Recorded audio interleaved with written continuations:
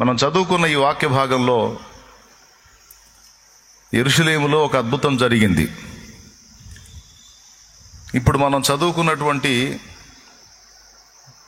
ప్రదేశాల నుంచి వచ్చినటువంటి ప్రజలందరూ కూడా ఆ కాలంలో యెరూషలేములో ఉన్నారు. యెరూషలేముకి వీళ్ళందరూ ఎందుకు వచ్చారు అంటే, ఆరాధించవలసిన స్థలం యెరూషలేములో ఉంది. దేవుడు నియమించినటువంటి ప్రదేశంలో, దేవుడు చెప్పిన స్థలములోనే వారు ఎక్కడున్నా సరే వచ్చి ఆరాధించాలి యూదులు. అది కట్టడ. నేను భారతదేశంలో ఉన్నాను, ఇక్కడ ఒక ప్రత్యక్ష గుడారం కట్టుకుంటాను, ఇక్కడ ఒక ఏర్పాటు చేసుకుంటానంటే ఒప్పుకోడు. వాళ్ళకు ఇవ్వబడినటువంటి ఆజ్ఞల్లో ఒక ఆజ్ఞ ఏంటంటే, నిర్ణయింపబడినటువంటి కాలములో నిర్ణయించబడిన ప్రదేశంలోనికి మీరు అందరూ వచ్చి ఆరాధించాలి అనేది దైవాజ్ఞ. అందుకని వాళ్ళు ఏం చేస్తారంటే, అలవాటుగా పండుగలప్పుడు, ముఖ్యంగా పండుగలప్పుడు ఎక్కడెక్కడ వాళ్ళంతా, ఇప్పుడు ఇందాక మనం చదువుకున్నాం, వాళ్ళంతా కలిసి దాదాపు 15-16 రకాల ప్రాంతాల నుంచి వచ్చినటువంటి వాళ్ళు, చాలా జనం. అక్కడ పండుగలు జరుగుతున్నాయి. ఆ పండుగల్లో 50వ రోజు పండుగ పెంతెకోస్తు పండుగ. 7 పండుగల గురించి మీకు తెలుసు. మొదటి పండుగ ఏంటి? లేవియ కాండం 23లో ఉంటుంది. లేవియ కాండం 23లో 7 పండుగలను కూర్చున్నటువంటి ప్రస్తావన ఉంటుంది. మీకు కొత్త వాళ్ళకి కొంచెం ఇంట్రెస్ట్ ఉంటుంది కాబట్టి అవి కొంచెం నోట్ చేసుకుంటే లేదా అండర్లైన్ చేసుకుంటే బాగుంటుంది.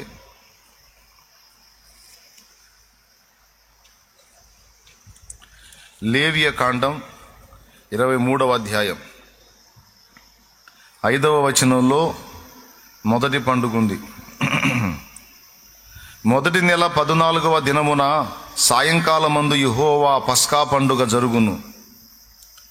అది పస్కా పండుగ, మొదటి పండుగ. 6వ వచనంలో 2వ పండుగ ఉంది. పొంగని రొట్టెల పండుగ జరుగును. ఇది 2వ పండుగ. 9వ వచనంలో 10వ వచనంలో 3వ పండుగ ఉంది. దాని పేరు ప్రథమ ఫలముల పండుగ. మరియు యెహోవా మోషేకు ఇలాగు సెలవిచ్చెను, నీవు ఇశ్రాయేలీయులతో ఇట్లనుము, నేను మీకు ఇచ్చుచున్న దేశమునకు మీరు వచ్చి దాని పంటను కోయునప్పుడు మీ మొదటి పంటలో ఒక పన్నును యాజకుని యొద్దకు తేవలెను. యెహోవా మిమ్మును అంగీకరించినట్లు అతడు యెహోవా సన్నిధిని ఆ పన్నును అల్లాడింపవలెను. అల్లాడించుట అంటే సంచరింపజేయవలె, లేదా అక్కడ చూపించాలి దేవుని సన్నిధిలో, దాన్ని సంచరింపజేయాలి. అది సొంతంగా సంచరించదు కనుక యాజకుడు పట్టుకొని తిప్పాలి దాన్ని. యెహోవా సన్నిధిని ఆ పన్నును అల్లాడింపవలెను. అలాగే అల్లాడించు అర్పణ కానీ పశువులను గురించి కూడా అంటాడు. అల్లాడించటం అంటే బాధ పెట్టడం అని మనకు తెలుసు. అల్లాడించడం అంటే సంచరించటం. యెహోవా ఆత్మ జలములపైన అల్లాడుచుండెను అంటే తిరుగుచుండెను. అట్లా అల్లాడుట అంటే అర్థం అది. లేకపోతే మనకు అర్థం కాదు. అల్లాడుట అంటే బాధ పెట్టడమేమో అని. పనను బాధ పెట్టేది ఏముంది? యాజకుడు పనను చేత పట్టుకొని అల్లాడించడం అంటే త్రిపుట. దేవునికి స్తోత్రం కలుగును గాక. కాబట్టి 3వ పండుగ ప్రథమ ఫలముల పండుగ. ఇక 4వది పెంతెకోస్తు పండుగ.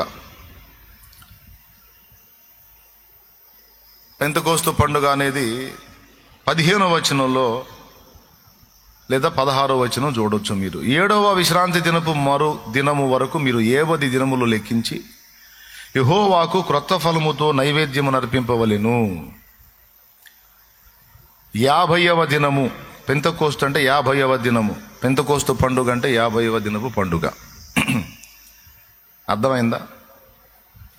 దీని తర్వాత ఈ 4 అయిన తర్వాత మళ్ళీ 3 పండుగలు ఉన్నాయి.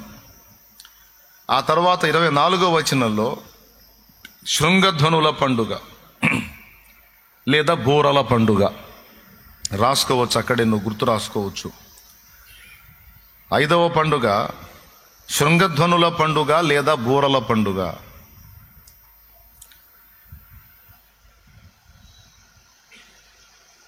మొదటి దినం మీకు విశ్రాంతి దినం. అందులో జ్ఞాపకార్థ శృంగధ్వని వినినప్పుడు మీరు పరిశుద్ధ సంఘముగా కూడవలెను.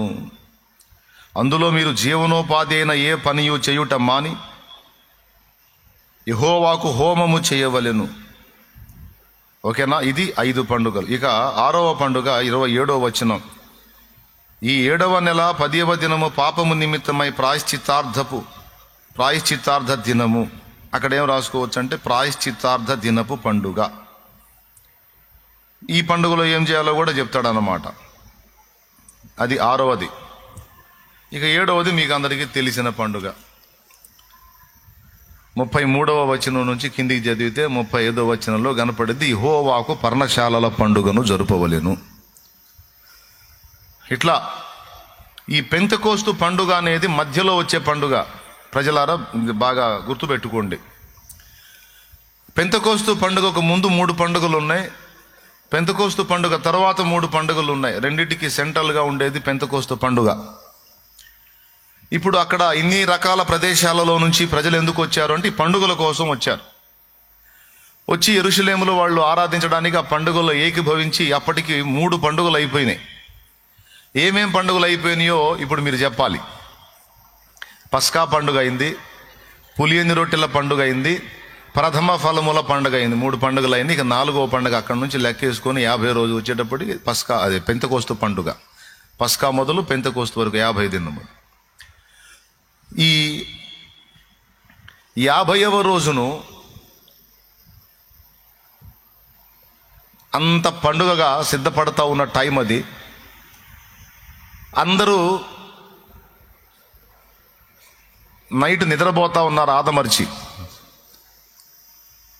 అపోస్తలులు అయితే దాదాపు 120 మంది వరకు ఇంచుమించు ఒక మేడగది మీదకి వెళ్ళారు. అందరూ కలిసి అక్కడ 10 దినముల నుండి ప్రార్థన చేయటం మొదలుపెట్టారు. గమనించాలి, యేసయ్య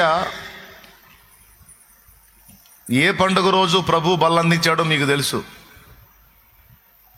అక్కడి నుంచి యేసయ్య పస్కా గొర్రె పిల్లగా వధింపబడి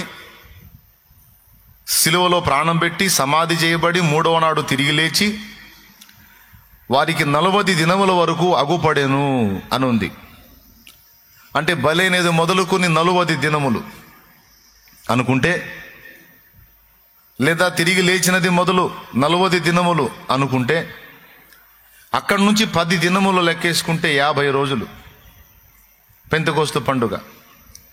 మహానుభావుడు లేచాడు, 40 దినములు కనపడ్డాడు. ఆ 40వ రోజు ఆయన ఒలీవల కొండ మీద ఆరోహణమయ్యాడు. మీరు సర్వలోకమునకు వెళ్ళి సర్వ సృష్టికి సువార్తను ప్రకటించండి, సకల జనములను నాకు శిష్యులనుగా చేయండి, తండ్రి యొక్కయు కుమారుని యొక్కయు పరిశుద్ధాత్మ యొక్కయు నామములోనికి వారికి బాప్తిస్మం ఇచ్చుచు గైకొనవలనని నేను ఏ ఏ సంగతులను మీకు ఆజ్ఞాపించుతున్నా అవన్నీ కూడా వాళ్ళు గైకొనాలని వాళ్ళకు బోధించండి అని చెప్పాడు. చెప్పి వారందరూ చూస్తుండగానే వాళ్ళ కన్నుల ఎదుట ఒలీవల కొండ మీద నుండి మేఘము ద్వారా ఆరోహణమయ్యాడు. వాళ్ళు అక్కడే నిలబడి చూస్తూ ఉన్నారు. తర్వాత దూతలు ప్రత్యక్షమయ్యారు.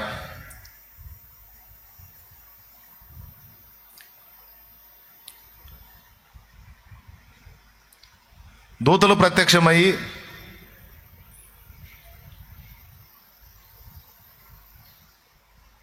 ఇంకా అలా ఆరోహణమయ్యాడు, వెళ్తా ఉన్నాడు. చూడండి, ఆ స్క్రీన్ మీద మీరు చూడొచ్చు. వాళ్ళ కళ్ళ ముందు నడిచి వెళ్ళిపోతున్నట్టుగా కనపడుతున్నాడు. తర్వాత ఒక మేఘము ఆయనను కమ్మేసింది. ఆ మేఘం మీద ఆయన కొనిపోబడ్డాడు. అయిపోయింది. తర్వాత దూతలు కనపడ్డారు. గలిలయ మనుషులారా, వాళ్ళు ఎక్కడి మనుషులు? మెసొపొతేమియా మనుషులు కాదు, రోమా నుండి పరవాసులుగా వచ్చిన మనుషులు కాదు, ఇందాక మనం చెప్పుకున్న ప్రాంతాల వాళ్ళు కాదు. వాళ్ళు గలిలయ మనుషులు, గలిలయ స్థానికులు. గలిలయ మనుషులారా, మీరెందుకు ఆకాశము తట్టు తేరి చూచుచున్నారు? మీ మధ్య నుండి పరమునకు కొనిపోబడిన ఈ యేసే ఏ విధముగా కొనిపోబడినో అదే విధముగా ఆయన తిరిగి వచ్చును అని చెప్పి వాళ్ళకు బోధిస్తారు. యేసయ్య 2వ రాకడలో ఎలా వస్తాడనేది అక్కడ ఉంది. ఎలాగైతే ఆరోహణమయ్యాడో అలాగే దిగొస్తాడు. అంటే మేఘారూఢుడై ఆరోహణమయ్యాడు, మేఘారూఢుడై వచ్చుచున్నాడు. మేఘవాహనమైనది, మేఘములను తన వాహనముగా చేసుకుని వాడని కీర్తన గ్రంథంలో కూడా ఉంది. అలా వెళ్ళాడు, మళ్ళీ అలానే రాబోతున్నాడు యేసయ్య. గల్లీల్లోంచో, బజారుల్లోంచో, గదుల్లోంచో, గొంతుల్లోంచో, సందుల్లోంచో రాడు. ఆకాశము నుండి ఆరోహణుడై ఎలాగైతే ఆకాశం మీదకి వెళ్ళాడో అలాగనే అక్కడి నుండి మేఘం మీద దిగొస్తాడు. మేఘాల మీద యేసు వచ్చుచున్నాడు, పరిశుద్ధులందరినీ తీసుకుపోతాడు. మేఘాల మీద యేసు వచ్చుచున్నాడు, పరిశుద్ధులందరినీ తీసుకుపోతాడు. లోకమంతా శ్రమకాలం, లోకమంతా శ్రమకాలం, విడువబడుట బహుఘోరం, విడువబడుట బహుఘోరం. యేసు రాజుగా వచ్చుచున్నాడు, భూలోకమంతా తెలుసుకుంటారు. యేసు రాజుగా వచ్చుచున్నాడు, భూలోకమంతా తెలుసుకుంటారు. రవి కోటి తేజుడు, రమ్యమైన దేవుడు, రవి కోటి తేజుడు, రమ్యమైన దేవుడు, రాజుగా వచ్చుచున్నాడు. యేసు రాజుగా వచ్చుచున్నాడు, యేసు రాజుగా వచ్చుచున్నాడు. భూలోకమంతా తెలుసుకుంటారు. ఆమేన్, హల్లెలూయా. మేఘాల మీద ఆరోహణమయ్యాడు, మేఘాల మీదే దిగి వస్తాడు. ఇదిగో ఇక్కడ యేసు, అదిగో అక్కడ యేసు అంటే ఎక్కడా నమ్మొద్దు. ఆయన మేఘారూఢుడై వెళ్ళాడు, మేఘారూఢుడై వస్తాడు. మొదట సంఘము చూస్తుంది, తర్వాత సంఘముతో కలిసి వచ్చినప్పుడు ప్రతి నేత్రము ఆయనను చూచును. సరే, దాన్ని పక్కన పెడదాం. 7 పండుగల గురించి చెప్పుకుందాం. మధ్యలో వచ్చే పండుగ పెంతెకోస్తు పండుగ అని చెప్పుకున్నాం. ఆయన ఆరోహణమైనది 40వ రోజు అయితే అక్కడి నుంచి వీళ్ళు యెరూషలేము వెళ్ళి మేడగది మీదకి ఎక్కి 40 దినములు అయిపోయింది కదా, 10 దినములు వారు కనిపెట్టి ప్రార్థన చేశారు, కనిపెట్టారు, ప్రార్థన చేశారు. అయితే మొత్తానికి మొండిగా అక్కడే కూర్చున్నారు. ఎందుకంటే మీరు వెళ్ళి సర్వలోకానికి సువార్త చెప్పమన్న ప్రభువే, పైనుండి నేను మీ మీదికి శక్తి పంపుతాను, ఆ శక్తి పొందుకొని పోండి. పని పురమాయించిన దేవుడు ఏ విధముగా ఆ పనిని సాధించవచ్చో ఆ రహస్యాన్ని కూడా వారికి బట్టబయలు చేశాడు. మీకు ఒక బృహత్తర కార్యాన్ని నేను అప్పగించాను, దాన్ని నెరవేర్చాలంటే మీకు శక్తి చాలదు. కాబట్టి పైనుండి పరిశుద్ధాత్మ శక్తిని మీ మీదికి పంపుతాను. ఆ పరిశుద్ధాత్ముడు మీ మీదికి, మీలోనికి వచ్చి మీతో నివసించి మిమ్మల్ని శక్తితో నింపుతాడు. అప్పుడు యూదయ, సమరయ, యెరూషలేము, భూమి దిగంతముల వరకు మీరు నాకు సాక్షులై ఉంటారు. అర్థమైందా? పరిశుద్ధాత్మ మీ మీదికి వచ్చినప్పుడు మీరు శక్తి నొందెదరు గనుక మీరు యెరూషలేములోను, యూదయ, సమరయ దేశముల యందంతటను భూదిగంతముల వరకును నాకు సాక్షులై ఉందురు. శక్తి నొందితే. శక్తిని అందకపోతే సాక్షులై ఉండలేరు, మీ సాక్ష్యమే నిలబడదు. కాబట్టి మీరు నాకు సాక్షులుగా నిలవాలంటే పైనుండి శక్తి కావాలి. ఆ శక్తి పొందుకొని బయటికి గదలండి. ఆ శక్తి పొందుకోక ముందు పరిగెత్తకండి, మీ వల్ల ఏమీ కాదు అని తెలియజేశాడు ప్రభు. వాళ్ళకి మ్యాటర్ అర్థమైంది. కాబట్టి నేరుగా మేడగది మీదకి వెళ్ళిపోయి 10 దినములు ప్రార్థనలో గడిపారు. యేసయ్య వారి కనబడ్డ దినములు శిలువ మొదలుకొని 40 దినములు, వీరొక 10 దినములు, మొత్తం 50 దినములు. అందుకు చెప్పానన్నమాట. ఆ 50వ రోజు పెంతెకోస్తు పండుగ రోజు, ఆ రోజు తెల్లవారుజామున ఇంకా చీకటి ఉంది, పూర్తిగా తెల్లవారలేదు. వీరందరూ కూడా ప్రార్థనలో కనిపెట్టుకుని గోజాడుతున్నారు. ప్రభువా, నీవు మా మీదికి పంపుతానన్న శక్తి ఇంకా రాలేదు ప్రభువా, పంపు నాయన. నీ ఆత్మశక్తి లేకపోతే మేమేమీ చేయలేమయ్యా, నీ పరిశుద్ధాత్మ శక్తి వల్లనే సాధ్యమవుతుంది. దేవా, మాకు బలము అనుగ్రహించు, శక్తినివయ్యా అని శక్తి కొరకు ప్రార్థన చేస్తున్నారు. ఆ రోజు ఒక అద్భుతం జరిగింది. ఆకాశము నుండి బలముగా వీచే గాలి వంటి శబ్దం ఒకటి జూ అని వచ్చేసింది. స్తోత్రం చెప్పండి. ఎంత శబ్దం వచ్చిందంటే ఆ గాలి సౌండ్ ఊరు మొత్తం ఉలిక్కి పడింది. మరి వాళ్ళు లేవాలిగా నిద్ర. వాళ్ళు నిద్రపోతే ఎట్లా? పనుండ్లా వాళ్ళతో. మీరు కూడా పక్కన వాళ్ళని చూడండి ఒకసారి, చూడండి ఉన్నారో లైన్లో. మళ్ళీ ఏమన్నా వాళ్ళని కూడా నిద్ర లేపాలో గాలి వచ్చి. చూసారా? కొంచెం చేతులు కలపండి.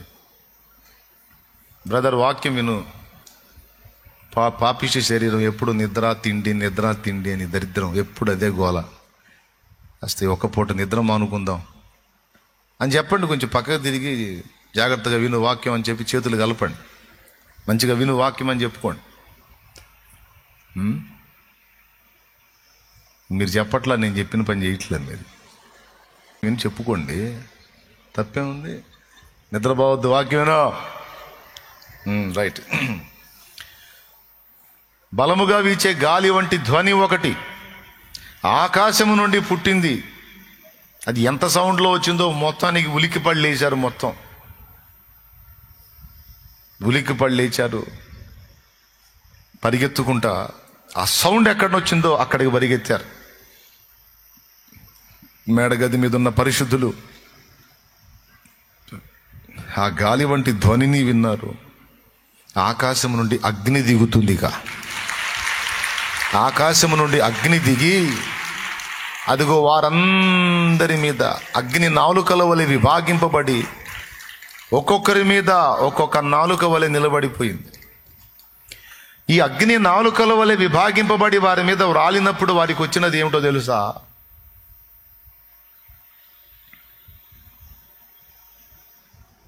వారి నాలుక సడలి, ఈ అగ్ని నాలుక వారి మీదికి వచ్చి వారి నాలుక సడలి వారికి తెలియని భాషలు, 15-16 రకాల భాషలు మాట్లాడుతున్నారు. వాళ్ళకి ఏమొచ్చిందయా? ఆ అగ్ని నాలుక వారి మీదకి వచ్చినప్పుడు అంటే వాక్ శక్తి వచ్చింది. వాక్ శక్తి, వాక్ చాతుర్యం వేరు, వాక్ శక్తి వేరు. వాక్ చాతుర్యంతో ప్రసంగం చేస్తే వినేవాడికి రంజుగా ఉంటుంది, కానీ వాడి హృదయంలో ఎలాంటి కార్యం జరగదు. వాక్ చాతుర్యం వినేవాడికి వినసొంపుగా, తీయదనంగా, కమ్మగా, మజాగా, సరదాగా, రంజుగా ఉంటుంది, కానీ ఎవరిని కదిలించదు. కానీ వాక్ శక్తి తగిలిందంటే గుండె కదిలిపోద్ది, హృదయంలో పరివర్తన కలిగిద్ది, వ్యక్తికి మారు మనసు కలిగి రక్షణ కొరకు పరిగెత్తుతాడు. అందుకే దైవ జనాంగానికి వాక్ చాతుర్యాలు కాదు, వాక్ శక్తి కావాలి. ఆ వాక్ శక్తి దేవుడు అనుగ్రహివ్వాలి, దేవుడే అనుగ్రహించాలి. వాక్ చాతుర్యం సాధన ద్వారా సాధించుకోవచ్చు. కొంతమంది ప్రసంగికుల ప్రసంగాలు చూడండి, లోకస్తుల ప్రసంగాలు వింటం మొదలు పెట్టావంటే అనర్గళంగా అలా మాట్లాడేస్తూ ఉంటాడు. భలే ఆకర్షణీయంగా ఉంటాయి. లోకంలో రకరకాల సంగతులు కలగాపులగం చేసి రకరకాలుగా మాట్లాడి తెంపు లేకుండా నీకు దృష్టి పక్కకు పోకుండా మాట్లాడతాడు. గంట టైం అంటే గంట టక టక టక టక టక టక మాట్లాడుతూనే ఉంటాడు. నువ్వు కళ్ళు తిప్పుకోలేవు, చెవులు పక్కకు పోనీ లేవు, అంత ఇంట్రెస్ట్గా ఉంటుంది. అది వాక్ చాతుర్యం. తుళ్ళి పడుతుంటారు, నవ్వుకుంటుంటారు, సిగ్గుపడుతుంటారు, మెలికలు తిరుగుతుంటారు, అన్నీ నడుస్తుంటాయి అందులో. వాక్ చాతుర్యంతో మనుషుల్ని రంజింపజేయవచ్చు. ఇప్పుడు అలాంటి వాళ్ళు చాలా ప్రసిద్ధిగాంచారు కొంతమంది లోకస్తులు. కానీ అది సాధన వల్ల సాధ్యమైంది. కొన్ని గ్రంథాలు స్టడీ చేయటం, కొంత సబ్జెక్ట్ సేకరించి వాటిని వినమరిచి చక్కగా మాట్లాడటం అనేది, సాధన చేయటం ద్వారా వాక్ చాతుర్యం అనేది అబ్బుతుంది. అంటే చాతుర్యంతో మాట్లాడటం, చమత్కారంగా మాట్లాడటం అంటారు. కొంతమంది ఇలా చమత్కారంగా మాట్లాడటం, చాతుర్యంగా మాట్లాడటం సాధన చేస్తారు. నో, అలాంటి సాధన వల్ల ప్రజల మెప్పుని కలిగిద్దేమో కానీ ప్రజలలో మార్పు కలగదు. ప్రజలలో, వాళ్ళ హృదయాల్లో పరివర్తన కలిగి వాళ్ళ జీవితాల్లో విప్లవాత్మకమైన మార్పు మెరుపు వలె కలగాలి అంటే నీ సాధన ద్వారా నువ్వు సాధించుకున్న వాక్ చాతుర్యం పనిచేయదు, కానీ దేవుడు అనుగ్రహించిన వాక్ శక్తి కావాలి. ఎవరికైనా ఇదే అవసరం. సేవ చేయాలనుకున్నవాడికి తప్పకుండా వాక్ శక్తి కావాలి. అలా వాక్ శక్తి ద్వారా నువ్వు ఉపదేశించినప్పుడే విన్న హృదయాల్లో పరివర్తన కలిగి చాలామంది రక్షణలోనికి వచ్చే కార్యం జరుగుతుంది. ఇక్కడ వాక్ చాతుర్యాలు పనిచేయవు. కాబట్టి వారు వాక్శక్తితో నింపబడ్డారు. 16, 14, 15, 16 రకాల భాషలు మాట్లాడారు. అవి కూడా అర్థమయ్యే భాషలు. అలాంటి భాషలతో వారు మాట్లాడుతున్నప్పుడు దేవుని శక్తి చుట్టుపక్కల ఉన్న ప్రజలకు అర్థమైపోయింది. వాళ్ళే అన్నారు, వీరు గలిలయులు కారా,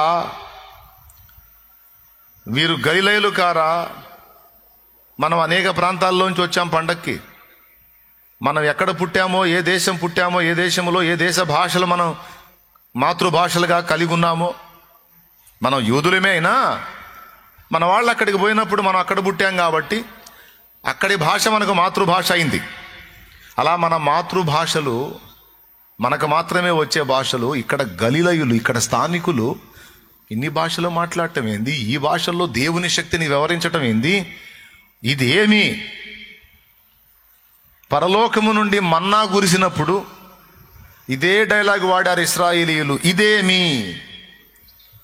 మన్నా అంటే ఇదేమి? దేవునికి స్తోత్రం. అలాగే ఇక్కడ కూడా ఇక్కడ వీళ్ళు భాషలు మాట్లాడి దేవుని కార్యాలు వివరిస్తున్నప్పుడు కూడా వాళ్ళు సేమ్ డైలాగ్ వాడారు, ఇదేమి అని. అంతకుముందు వాళ్ళ మీద భౌతికంగా ఆహారం కురిసింది. 40 సంవత్సరాలు వాళ్ళు దాని చేత పోషింపబడ్డారు అనుకోండి. దేవునికి స్తోత్రం. గట్టిగా చెప్పాలి. పరలోకము నుండి కురిసిన ఆహారం, అది కూడా పరలోకం నుండే కురిసింది.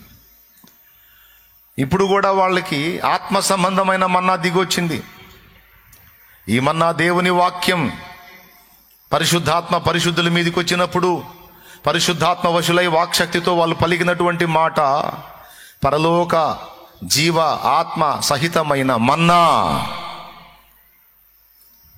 కాబట్టి దానికి కూడా వాళ్ళు పెట్టిన పేరు ఇదేమి అంటే మన్నా.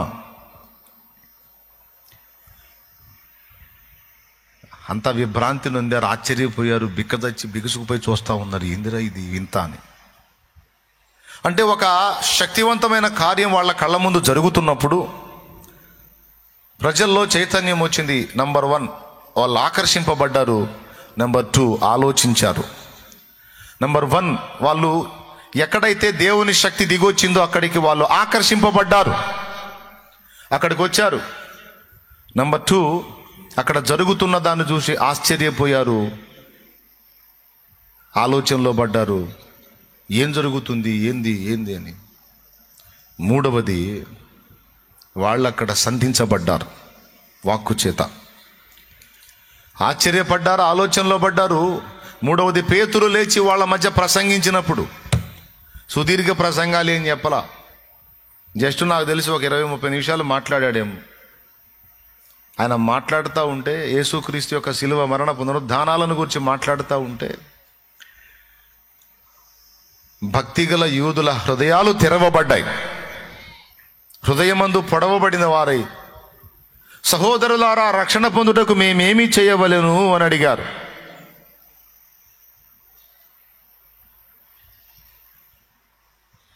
అప్పుడు పేతురు అన్నాడు, మీలో ప్రతివాడును మారు మనసు పొంది ప్రభు అయిన యేసుక్రీస్తు నామములో బాప్తిస్మం పొందుడి, అప్పుడు పరిశుద్ధాత్మను వరము మీకు అనుగ్రహించబడును. అంటే వాళ్ళు చూసి ఆ భక్తిగల యూదులు ఆశపడ్డారు. మీరందరూ రక్షణ పొందారని మాకు అర్థమవుతుంది, రక్షణ పొందారు, పరిశుద్ధాత్మను పొందారు, ఆ శక్తి మీ మీద కనపడుతుంది. మేము రక్షణ పొందాలి, మేము కూడా ఈ ఆత్మను పొందాలి అని వాళ్ళ ఆశను పేతురు ఎరిగిన వాడై, పరిశుద్ధాత్మ వలన తెలుసుకున్నవాడై, మీకు కూడా కావాలా ఈ ప్రభావం, మీకు కూడా కావాలా పరిశుద్ధాత్మ, మీకును మీ పిల్లలకును దూరస్తులకును సమీపస్తులకును అందరికీ ఇస్తాడు. అయితే షరతులు వర్తిస్తాయి. ఏమిటంటే మీలో ప్రతివాడు మారు మనసు పొందాలి, ప్రభు అయిన యేసుక్రీస్తు నామమున బాప్తిస్మం పొందాలి. అలా మీరు సిద్ధపడితే మాకు అనుగ్రహించబడిన ఈ వరము మీకును అనుగ్రహించబడుతుంది. చాలా క్లియర్గా చెప్పాడన్నమాట. నేను బాప్తిస్మం పొందనండి, పరిశుద్ధాత్మను పొందుతానంటారు కొంతమంది. వైసా నహి హోతా, కైకు నహి హోతా. కొర్నేలు ఇంట్లో మరి వాళ్ళు బాప్తిస్మం పొందకముందే పరిశుద్ధాత్మ వాళ్ళ మీదకి దిగొచ్చినట్టుంది కదా.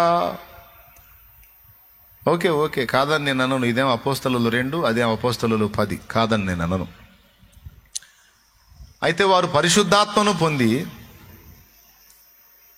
ఉండటానికి ఒక కారణం ఉంది. ఏమిటి కారణం అంటే, పేతురుకి తక్కిన అపోస్తలులకి ఒక అభిప్రాయం ఉంది. ఏమిటి అభిప్రాయం అంటే, మనకు మాత్రమే దేవుడు అన్ని విషయాల్లో సహాయకుడుగా ఉంటాడు. అన్యజనులను దేవుడు అంగీకరించడు. పాత నిబంధనలు అంగీకరించడు, కొత్త నిబంధనలో కూడా అన్యజనుల్ని అంగీకరించడు. వారు ఎప్పటికీ వెలివేయబడిన వారే అన్న ఫీలింగ్ వీళ్ళ దగ్గర ఉంది. అర్థమైందా? అపోస్తలుల్లో, పేతురులో, స్తంభములుగా ఎంచబడిన వారిలో పేతురు ప్రథముడు అనుకోండి. పేతురులో ఉంది అభిప్రాయం. అందుకే అన్యజనుల్ని కేటాయించి చూశాడు. అయితే ఇప్పుడు పేతురు కళ్ళు తెరవాలి, మిగిలిన వాళ్ళ కళ్ళు తెరవాలి. తెరవాలంటే దేవుడు మాటతో కాదు, క్రియతో చూపించాలి. అందుకని కొర్నేలికి దూతను పంపించి దర్శనమందు తేటగా కనపడి, ఏ మాటల వల్ల నీవు రక్షణ పొందగలవో ఆ మాటలు సీమోను పేతురు ద్వారా నువ్వు వినగలవు. చూడండి లింక్ ఎలా పెట్టాడు. కొర్నేలికి అవసరమైన మాటలేమో పేతురు ద్వారా వస్తాయి. పేతురుకి అవసరమైన సన్నివేశమేమో కొర్నేలి ఇంట్లో పేతురుకు చూపించాలి. ఇద్దరికి లింక్ పెట్టాడు. దేవునికి స్తోత్రం కలుగును గాక. ఇద్దరికి పాఠం ఉంది అక్కడ. పేతురు ద్వారానేమో రక్షణకు కావాల్సినటువంటి వర్తమానం కొర్నేలి ఫ్యామిలీకి ఇస్తాడు. కొర్నేలి ఫ్యామిలీ మీద చేసేటువంటి కార్యం ద్వారానేమో పేతురికి పాఠం ఉంటుంది. కాబట్టి పేతుర్ని పిలిపించన్నాడు. యొప్పేకి మనుషులను పంపించి చర్మకారుడైన సీమోను అనువాని ఇంట సీమోను పేతురు గురించి విచారించి ఆయనది పిలిపించుకో, ఆయన వచ్చినప్పుడు నీకు చెప్తాడు మాటలు. ఈ కొర్నేలి దగ్గర నుంచి మనుషులు రాకముందే మిద్దె మీద పేతురు ప్రార్థన చేస్తున్నప్పుడు పేతురుకు దర్శనం ఇచ్చాడు. అప్పటిదాకా అన్యులు వేరు, యూదులు వేరు, ఏది రక్షణ పొందినాక కూడా వీళ్ళకి ఆ ఫీలింగ్ పోలా.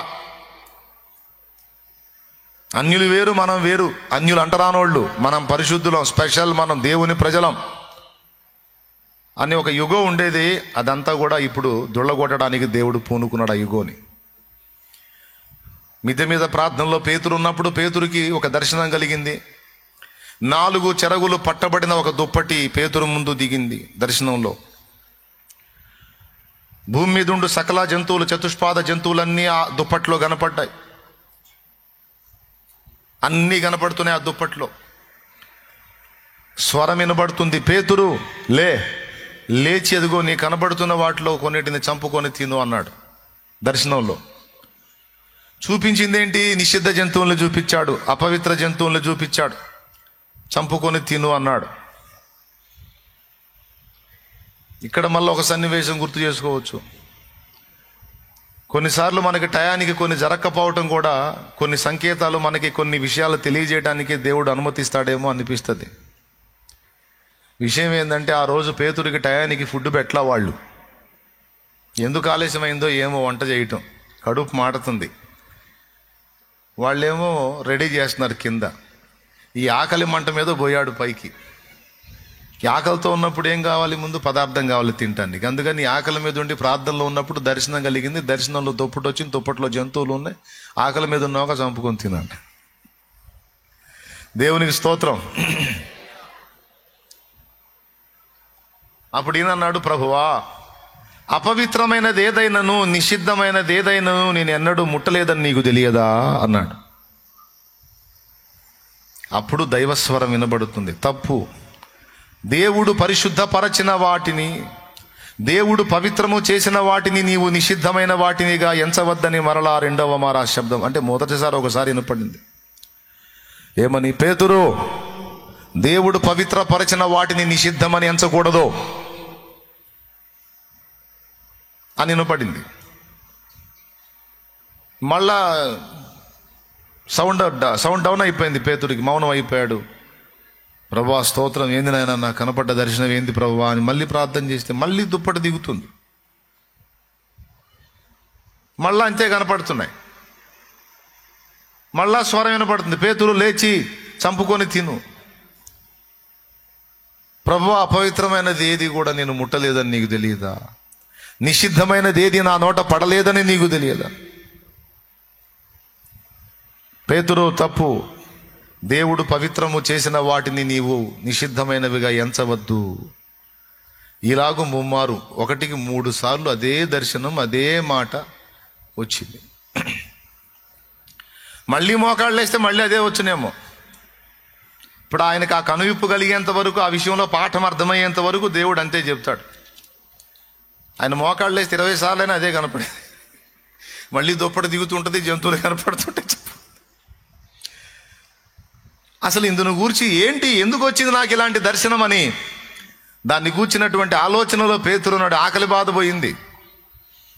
వీళ్ళు ఇంకా రొట్టెలు చేయలేదేమిరా అన్న ఆలోచన పోయింది. వచ్చిన దర్శనం 3 సార్లు వచ్చింది ఏందని ఆ దర్శనం పిచ్చిలో పడ్డాడు. ఈలోపు కింద స్వరం వినపడుతుంది. ఏమండి, చర్మకారుడైన సీమోను గారి ఇల్లు ఇదేనా? అవును బాబు, ఇదే. అయ్యా, మీ దగ్గర సీమోను పేతురు అని ఆయన దిగాడా? అవునండి, ఆయన కోసం వచ్చామండి మేము. పైన వినపడుతున్నాయి ఆ మాటలు మిద్ది మీదికి. వీళ్ళెవరున్నాయన, నా కోసం వచ్చారంట అంటే అప్పుడు పరిశుద్ధాత్ముడు పేతురుతో మాట్లాడుతున్నాడు. నీ యొద్దకు నీ కోసం వచ్చిన ఆ మనుషులతో వెళ్ళుటకు నీవు సంశయించవద్దు, నీవు వెళ్ళు అని మాట్లాడాడు. ఒకటేమో దర్శనము ద్వారా స్పష్టపరిచాడు, రెండవదేమో తనలో నుండే మాట్లాడుతున్నాడు. పరిశుద్ధాత్మ దేవుడు మాట్లాడే పద్ధతుల్లో 2 రకాలు ఇక్కడే కనపడింది. ఒకటేమో దర్శనము ద్వారా, ఒకటేమో ప్రేరణ ద్వారా. పరిశుద్ధాత్మ చెప్పాడట పేతురుతో, నువ్వు లేచి ఆ మనుషులతో కూడా వెళ్ళు, సందేహింపక వారితో కూడా వెళ్ళుము, నేను వారిని పంపి ఉన్నానని అతనితో చెప్పెను. ప్రేరణ ద్వారా చెప్పాడో, స్వరం ద్వారా చెప్పాడో పేతురుని అడుగుదాం పోయాక. మొత్తానికి మాత్రం 2 రకాలైతే అక్కడ కనపడుతున్నాయి. ఇక దిగి, ఎవరు బాబు మీరు, ఏమిటి సంగతి అంటే జరిగిందంతా చెప్పాడు. అప్పుడు పేతురు అక్కడికి వెళ్ళడం జరిగింది.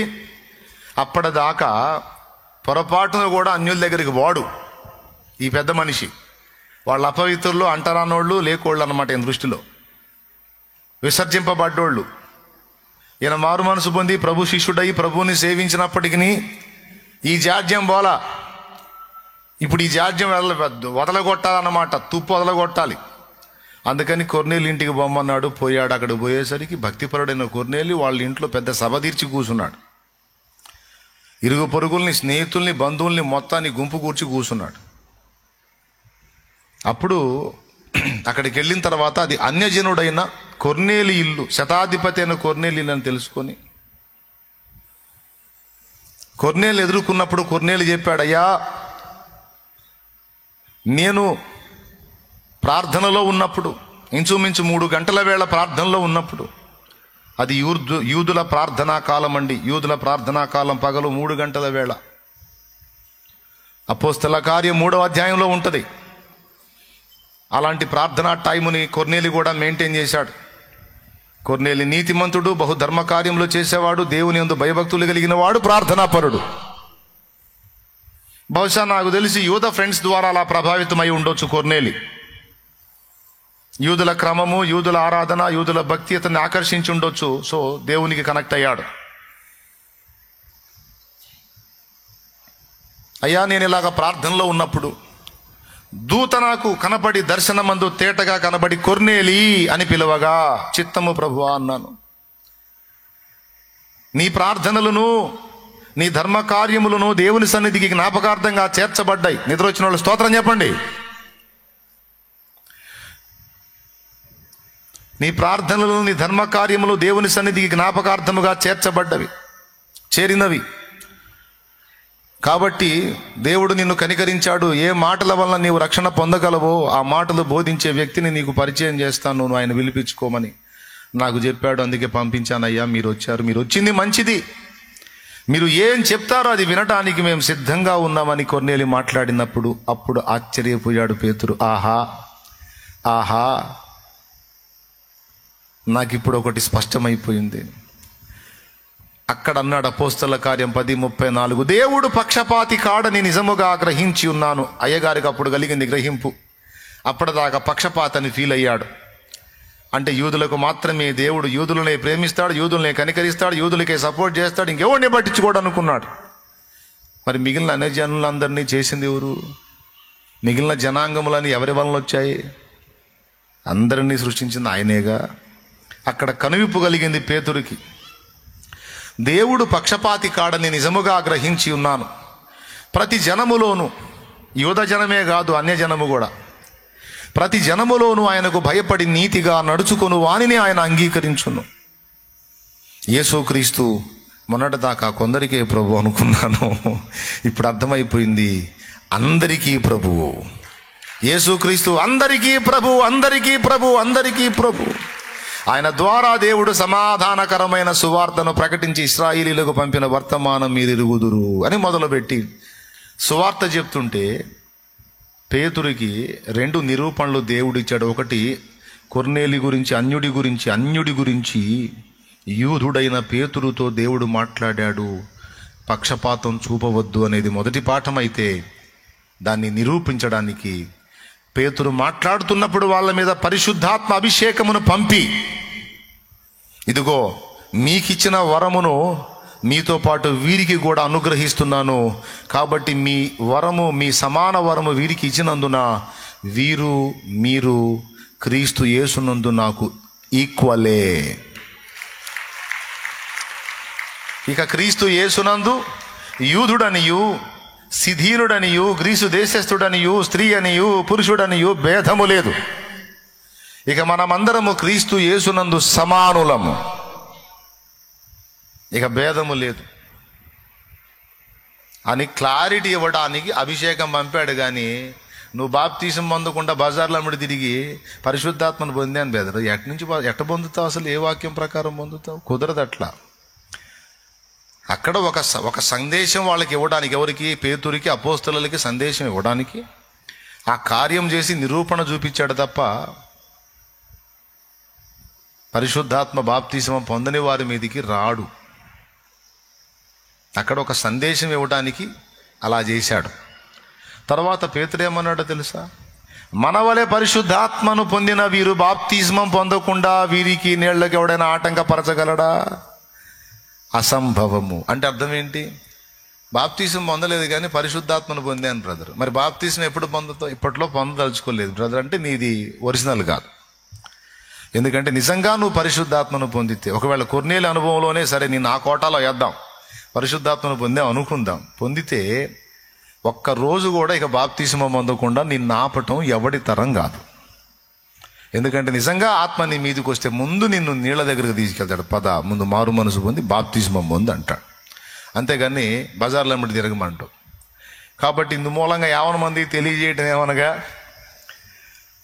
అపోస్తల కార్యం 2వ అధ్యాయం 38లో పేతురు చెప్పాడు, మా వలె పరిశుద్ధాత్మను మీరు పొందగోరితిరా, ఈ వరం మీకు కూడా కావాలా? అట్లయితే మీలో ప్రతివాడు మారు మనసు పొంది ప్రభు అయిన యేసుక్రీస్తు నామంలో బాప్తిస్మం పొందుడి. అప్పుడు పరిశుద్ధాత్మను వరమును మీరు కూడా పొందుతారు. దేవునికి స్తోత్రం. ఇంకా చెప్పాలంటే అపోస్తల కార్యం 8లో అయితే ఇంకా వింత. ఫిలిప్పు ద్వారా వాళ్ళు బాప్తిస్మం పొందారు, అయినా పరిశుద్ధాత్మను పొందలా. అపోస్తలులు వచ్చి చేతులుంచినప్పుడు వారు పరిశుద్ధాత్మను పొందిరి అని రాసుంది. కాబట్టి నీ వచనాలు ఏకమై సాక్ష్యం ఇస్తున్నాయి.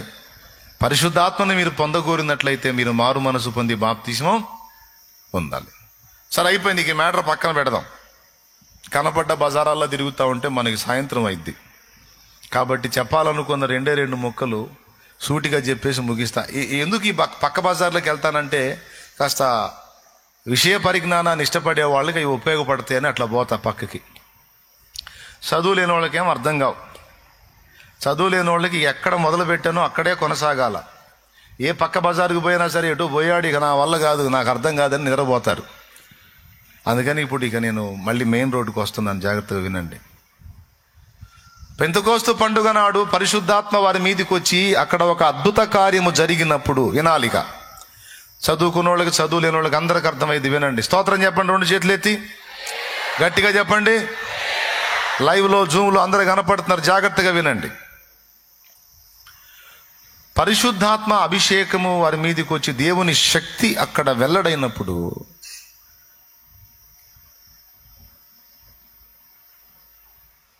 ఒక్క దినమందే 3,000 మంది బాప్తిస్మం పొందారని అక్కడ రాసుంది.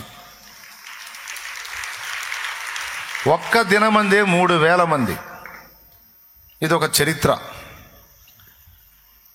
మాట్లాడింది ఎవరు? విద్య లేని పామరుడు. అపోస్తలుల కార్యం 4, ఇంటికి పోయి చదువుకో.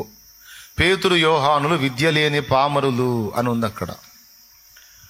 విద్య లేని పామరుడు మాట్లాడితే 3,000 మంది వరుసగట్టి బాప్తిస్మం పొందడం ఏమిటి అంటే, భౌతికమైన విద్య ఒకవేళ పేతుడికి తక్కువగా ఉండిందేమో కానీ మహోన్నతుని విద్యను నేర్పే పరిశుద్ధాత్మ వశుడయ్యాడు.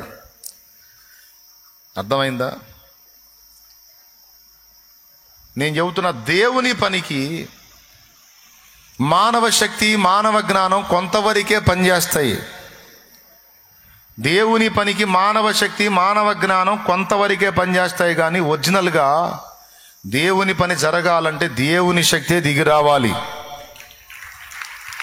ఈరోజు చాలామంది స్కాలర్స్, మేము బైబిల్ పండితులం, మనగాళ్ళం, మేమింత అని వెర్రవీగి బిల్డప్ ఇచ్చే వాళ్ళందరిలో ఎంతవరకు వారి ద్వారా ఆత్మల రక్షణ జరిగిందో, దేవుని సేవ జరిగిందో మీరు అంచనా వేయొచ్చు.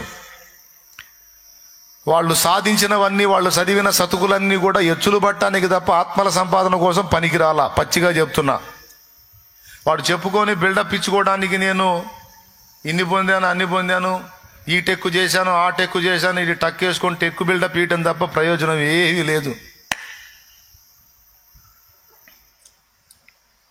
ఒక ఆయన చెప్పాడు 6వ తరగతి 3 సార్లు తప్పానని.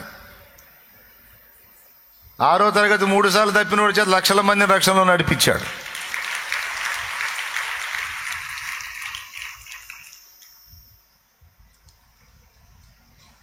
ఇప్పుడు ఆశ్చర్యం కాదు, ఈడేవో పెద్ద పెద్ద నేను పండితుడిని, నేను అంతా ఇంత అని చెప్పి ఎచ్చులు పడి చెప్తున్నాడు. ఎంతమందిని రక్షించారంటే ఏం లేదు. ఎన్ని జీవితాలు కట్టేవారంటే ఏం లేదు. ఎన్ని ఆత్మలు ప్రభావితమైందంటే ఏం లేదు. ఎందుకంటే వీడి దగ్గర ఉంటే వాక్చాతుర్యం ఉండొచ్చేమో, చెప్పుకోవటానికి డిగ్రీలు ఉండొచ్చేమో, లేకపోతే టెక్కులు ఉండొచ్చేమో, కానీ దేవుని శక్తి, దేవుడు అనుగ్రహించే వాక్శక్తి లేకపోతే నీ వలన పని జరగదు సోదరా, పని జరగదు సోదరి, పని జరగదు. అందుకే ఎచ్చులొద్దు. నీ చదువు బిల్డప్పులు ఎవరిచ్చినా సరే, మంచిగా చదివావా, లోక సంబంధమైన చదువు చదివావా, అలాగే థియాలజీ స్టడీ చేసావా, నువ్వు థియాలజీ చేసినా, ఏంజియాలజీ చేసినా, డీమనాలజీ చేసినా, నువ్వు ఏ ఆలజీ చేసినా, పరిశుద్ధాత్మ నీ మీద పని చేయకపోతే నీ ఆలోచనలన్నీ పనికిరావు. అందుకే ఎన్ని ఆలోచనలు చేసినా పరిశుద్ధాత్మ మన మీదకి వచ్చి బైబిల్ మనకు గ్రహింపు కలిగించకపోతే బైబిల్ అర్థం కాదని భక్తులు చెప్పారు. పరిశుద్ధాత్మయే లేనిది వేదాగమ పఠనముగాదది, వేదాగమ పఠనముగాదది. పరిశుద్ధాత్మయే లేనిది వేదాగమ పఠనముగాదది,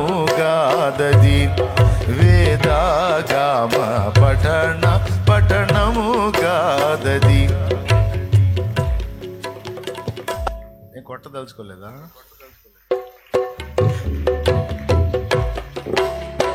నెరచీకటిల్ట సరకులు వెదకూరీతిన్ పల్మరు వెదకినా నీరర్థకమైపోవును వేగా. పరిశుద్ధాత్మను కోరుము, జీవమాయేసు ప్రభుని పేరట వేడుము, జీవమాయేసు ప్రభుని పేరట వేడుము. అందుకే దావీదు అన్నాడు, దేవా నీ ధర్మశాస్త్రమందు ఆశ్చర్యకరమైన సంగతులు చూచున్నట్లు నా కళ్ళు తెరువయ్యా అన్నాడు. అంటే దేవుడు కళ్ళు తెరవకపోతే బైబిల్లో ఆశ్చర్యకరమైన సంగతులు మరుగునే ఉంటాయి తప్ప నీకు కనబడవు. బైబిల్లో మరుగై ఉన్న ఆశ్చర్యకరమైన సంగతులు నీకు బాహాటంగా బహిర్గతం కావాలంటే పరిశుద్ధాత్మ నీ కళ్ళు వెలిగించాలి. దేవుడే నీ హృదయాన్ని తెరవాలి, మనోనేత్రాలు విప్పాలి. లూకా 24లో అంటాడు, ఆయన మనతో మాటలాడుచుండగా మన హృదయము మనలో మండలేదా? అక్కడ అంటాడు, లేఖనములను గ్రహించున్నట్లు ఆయన వారి మనస్సును తెరచెను అని ఉంది. చూస్తారా? చూసి అండర్లైన్ చేస్తారా? భలే మాట అది. బైబిల్ చాలామంది చదువుతారు, కానీ పరిశుద్ధాత్మ లేకుండా మానవ జ్ఞానంతో మానవ చదువుతో బైబిల్ గ్రంథం చదివితేనే తప్పుడు సిద్ధాంతాలు వచ్చేది. తప్పుడు సిద్ధాంతాలు రాకుండా సత్యము మనకు బహిర్గతం కావాలంటే మంచి మనస్సాక్షితో పరిశుద్ధాత్మ శక్తితో గ్రంథమును ధ్యానించాలి. అప్పుడు మనకి సత్యం బహిర్గతం అవుతుంది. బైబిల్ ఈజీగా అర్థమైపోయేదైతే, దేవుని ధర్మశాస్త్రం ఈజీగా అర్థమైపోయేదైతే దావీదు ఆ ప్రార్థన ఎందుకు చేయాలి? దేవా, నీ ధర్మశాస్త్రమందు ఆశ్చర్యకరమైన సంగతులు చూచినట్లు నా కళ్ళు తెరువమని. ఎక్కడుంది? ఎక్కడుందో? కీర్తనల గ్రంథము ఒకసారి తీసుకోండి. 119వ కీర్తన 18వ వచనం చదువు. త్వరగా చూడండి. నేను నీ ధర్మశాస్త్రం నందు ఆశ్చర్యమైన సంగతులను చూచున్నట్లు నా కన్నులు తెరువు. అద్దుగో, మానవాళి జ్ఞానమే వైభవమొసగే రత్నమే, మానవాళి జ్ఞానమే వైభవమొసగే రత్నమే, మార్గం చూపే దీపమే మాది మంతలు మెచ్చెడిదే నయ. వేద పుస్తకమా, వేద పుస్తకమా, వేద పుస్తకమా, వేలలేని నిధి నీవే. వేద పుస్తకమా, వేద పుస్తకమా, వేద పుస్తకమా, వినలేని నిధి నీవే. వేద పుస్తకం మన బ్రతుకు వెలుగు చూపించింది. ఇదిగో ఇలా నడవాలి, ఇలా నడవద్దని. అందులోని సంగతులు ఇంకా మనకి బహుస్పష్టంగా వెల్లడి కావాలంటే దేవుడు వెలుగు కలిగించాలట. లోకంలో బతకటానికి దేవుని ముందైనా, శత్రువు ముందైనా, మనుషుల ముందైనా మనం బ్రతకడానికి బైబిల్ మనకు దారి చూపించింది. బైబిల్లో ఉన్న మరుగైన సత్యాలు మనకు ఆవిష్కృతం కావాలంటే పరిశుద్ధాత్మ దారి చూపిస్తాడు. అందుకే పరిశుద్ధాత్మ లేనిది వేదగమ పఠనము కాదది. అంటే అర్థమైంది? పట్టణం అంటే ఏదైనా టౌన్ అనుకునేరు. పఠనము అంటే చదువుట, పఠించుట, ధ్యానించుట. పట్టణము వేరు, టాకుటా వత్తు. పట్టణము టాకుట పట్ట. ఇది పఠనము అంటే రెండో టా వచ్చింది. అర్థమైందా? రాలాగుండి కింద ఒక గీత ఉండి మధ్యలో ఒక డాట్ ఉంటుంది అన్నమాట. అది పఠనము. స్తోత్రం. పరిశుద్ధాత్మయే లేనిది వేదగమ పఠనము కాదది. పరిశుద్ధాత్మ లేకుండా బైబిల్ చదివితే ఆ చదువు కాదురా పిచ్చోడా అని తేల్చాడు. ఎందుకని? ఇంట్లో సరుకులన్నీ అక్కడే ఉంటాయి. అయితే లైట్ ఉన్నంత వరకు నీకు కనపడతాయి. కరెంటు పోయిందనుకో, అగ్గిపెట్టి ఏడుందో కూడా కనపడదు. భర్త భార్యను అడుగుతాడు, మా అగ్గిపెట్టి ఎక్కడుంది?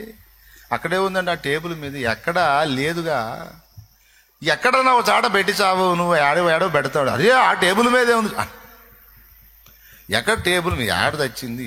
అంతా కన్ను పొడుచుకునే కనపడాలి. ఇప్పుడు సరుకులన్నీ ఏడున్నాయి?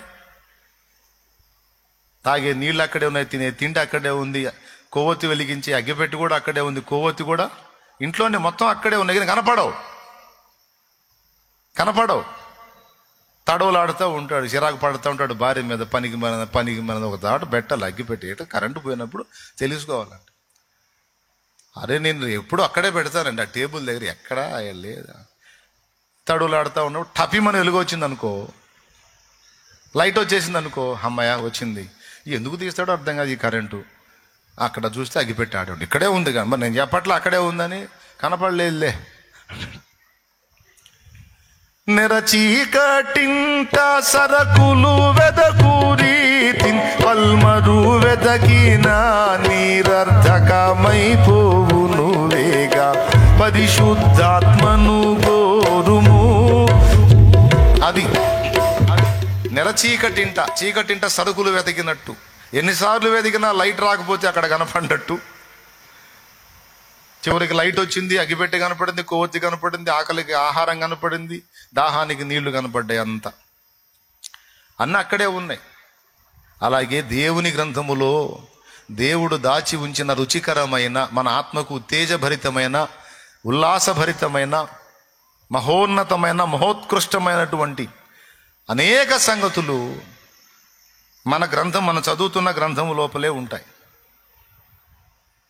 దేవుడు మన కళ్ళు వెలిగించకపోతే, మన మనస్సు తెరవకపోతే, ఆ లేఖనాలను గ్రహించే శక్తి మనకి ఇవ్వకపోతే మన వల్ల కాదు. సో లేఖనాన్ని గ్రహించాలన్న శక్తి కావాలి, లేఖనాన్ని బోధించేటప్పుడు అవతలి హృదయాల్లో కార్యం జరగాలన్న శక్తి కావాలి. గుంపులు జనం ఒక దగ్గర గ్యాదర్ అవ్వాలన్న శక్తి పనిచేయాలి. టోటల్గా ధ్యానమునకు శక్తి, ఉపదేశమునకు శక్తి, మనుషులు ఆకర్షింపబడటానికి శక్తి, మనుషులు దేవునికి కనెక్ట్ అవ్వటానికి శక్తి, టోటల్గా శక్తి శక్తి శక్తి శక్తి అనే దాని మీద మనసు పెట్టండి. పెట్టేశారా? స్తోత్రం చెప్పండి. మనమేమో శక్తి గురించి మాట్లాడుకుంటున్నాం, శక్తిహీనంగా ఉన్నాం. అందరూ నీరసం రోగులాగా పెట్టారు. మరి క్లైమేట్ మారేసరికి అట్టున్నారేమో, అందుకే దమాయించి ఎండ కొడితేనే బాగుండి అనిపిస్తుంది. ఆ ఎండ దెబ్బకు ఫుఫ్ అనుకుంటానైనా కాస్త యాక్టివ్గా కదులుతున్నారు. ఇప్పుడు చల్లబడేసరికి అందరూ సప్పబడ్డట్టు ఉన్నారు. స్తోత్రం చెప్పండి గట్టిగా ఒకసారి. చెప్పు, గట్టి చెప్పు.